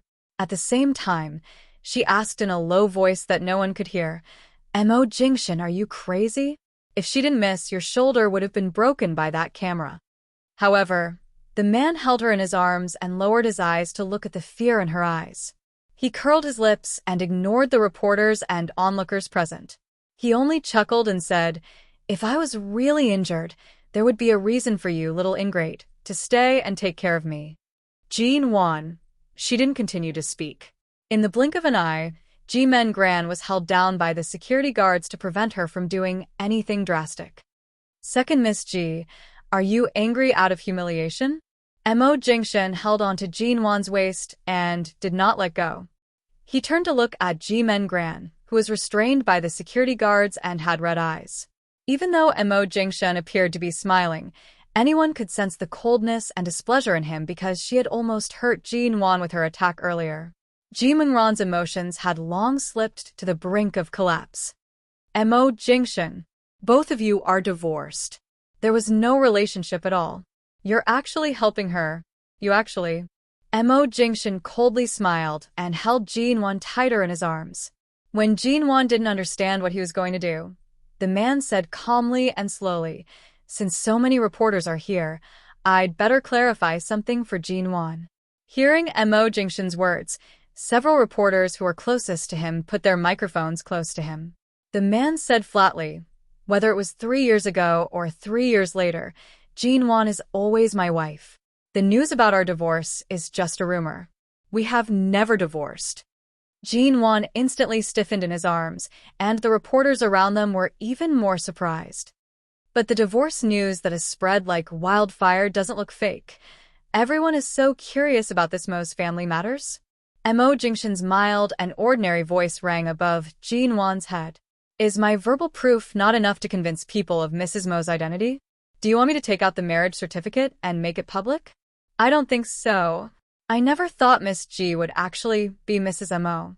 Jinwan. Ji Mengran was in disbelief. That's impossible.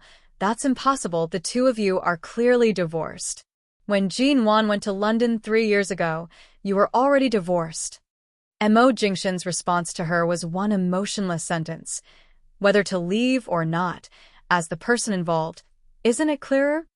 After finishing his words, Mo Jingshan's movements did not falter.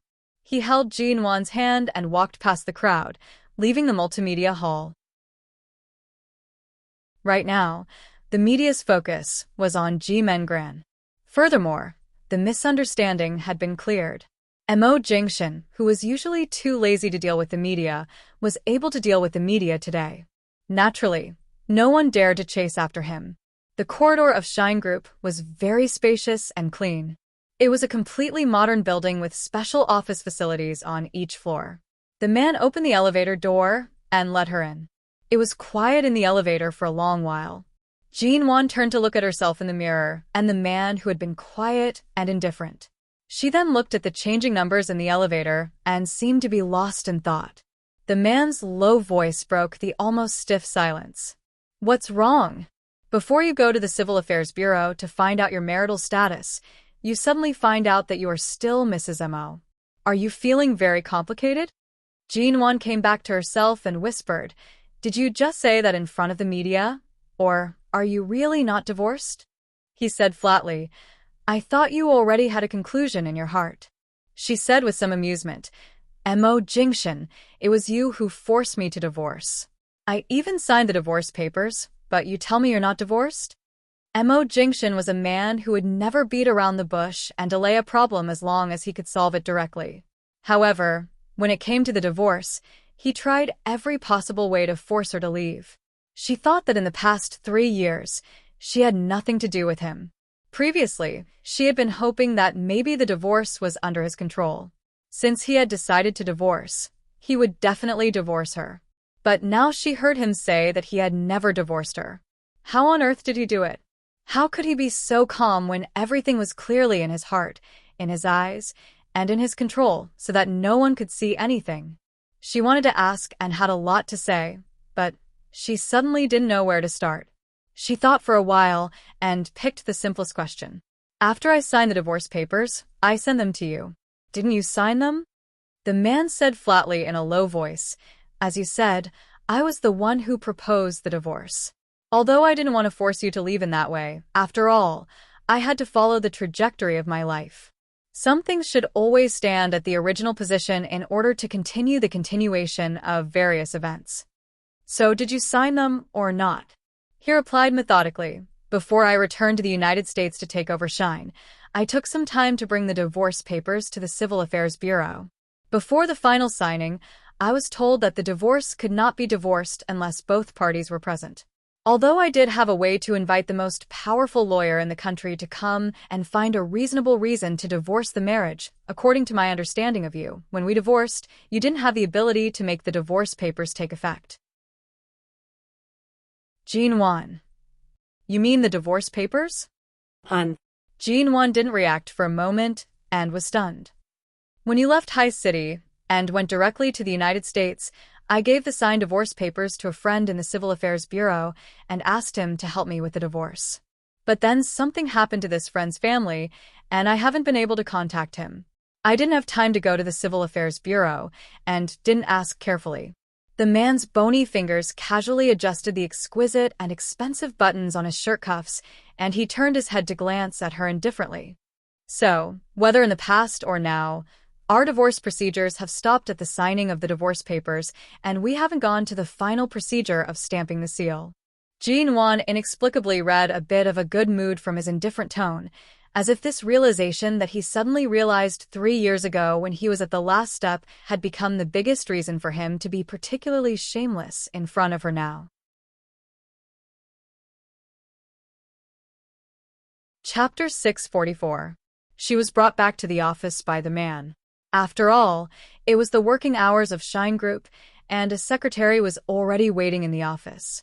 Seeing them come back, the secretary took a look at Jean-Wan, made sure she was not an outsider, and went to report some work to Mo Jingshan. Mo Jingshan didn't say anything after entering the door. After listening to the secretary's report, he took the document, read a few pages, and said a few words. It was not until the secretary left that the office was quiet again. Jean-Wan had been sitting in his office, but when he was busy with work just now, she just got up and went to the water dispenser to pour a cup of hot water. But from Mo Jingshan's point of view, the woman was holding the cup and drinking water, and her expression was cold.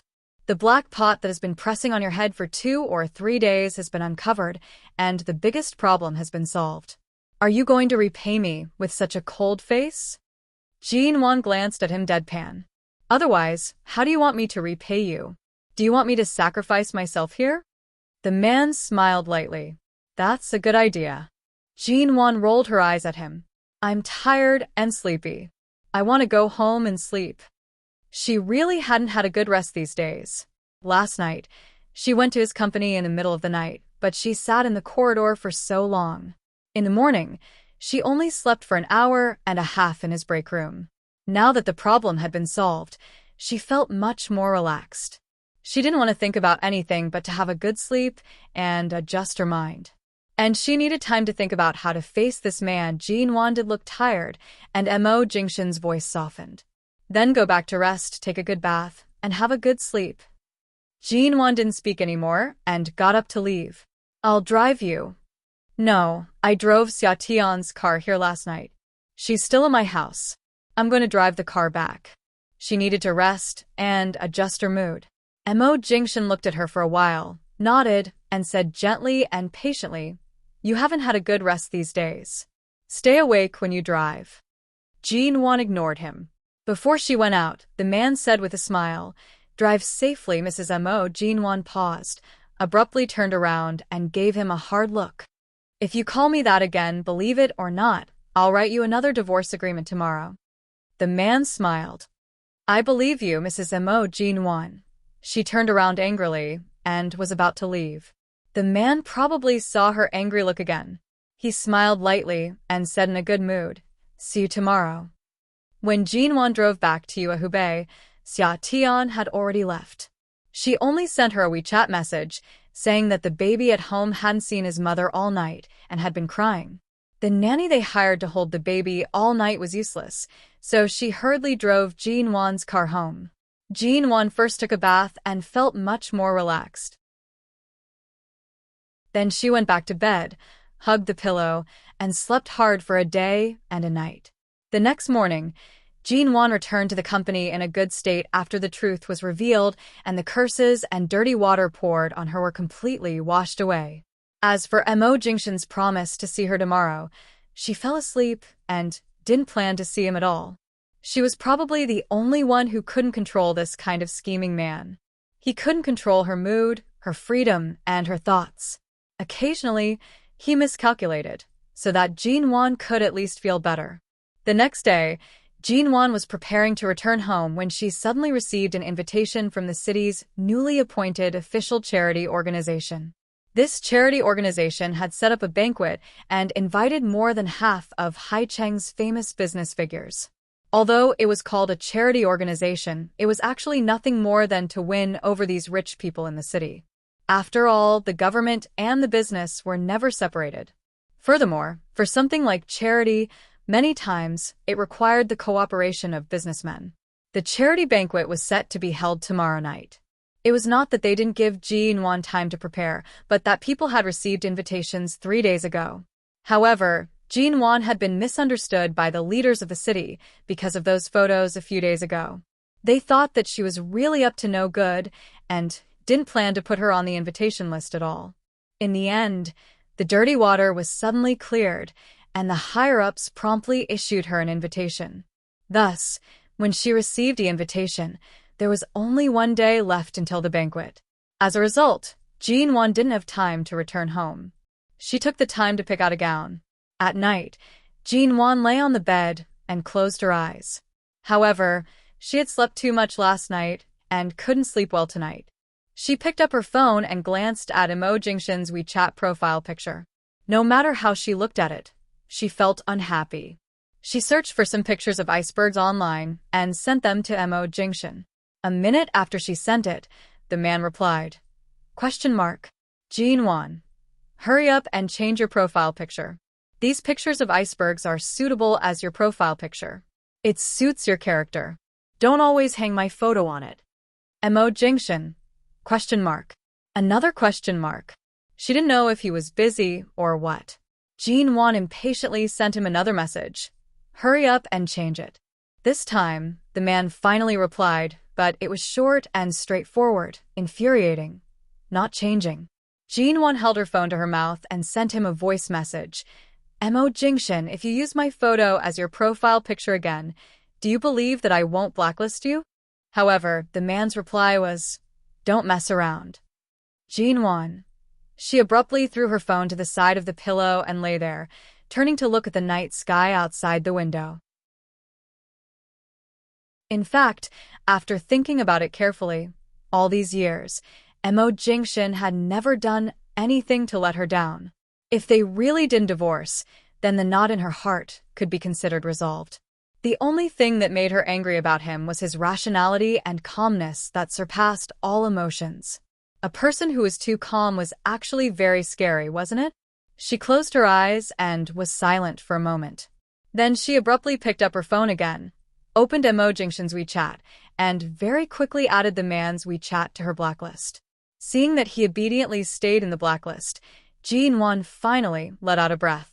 She turned her phone to silent with a refreshed expression and planned to sleep. However, not long after she closed her eyes, she vaguely felt a flash of light. She opened her eyes and turned her head to see that her phone screen was on. It had been on for a while. She leaned over to take a look. As expected, it was a call from Enchanting. You're tuning in to the Dreamy Chapters YouTube channel. We're so grateful for your support, and don't forget to subscribe to join us on this incredible journey through captivating stories. Your generosity through donations truly makes a world of difference, as it's the primary source of revenue that allows me to expand and enhance this channel for you. Thank you from the bottom of my heart for being a part of this adventure.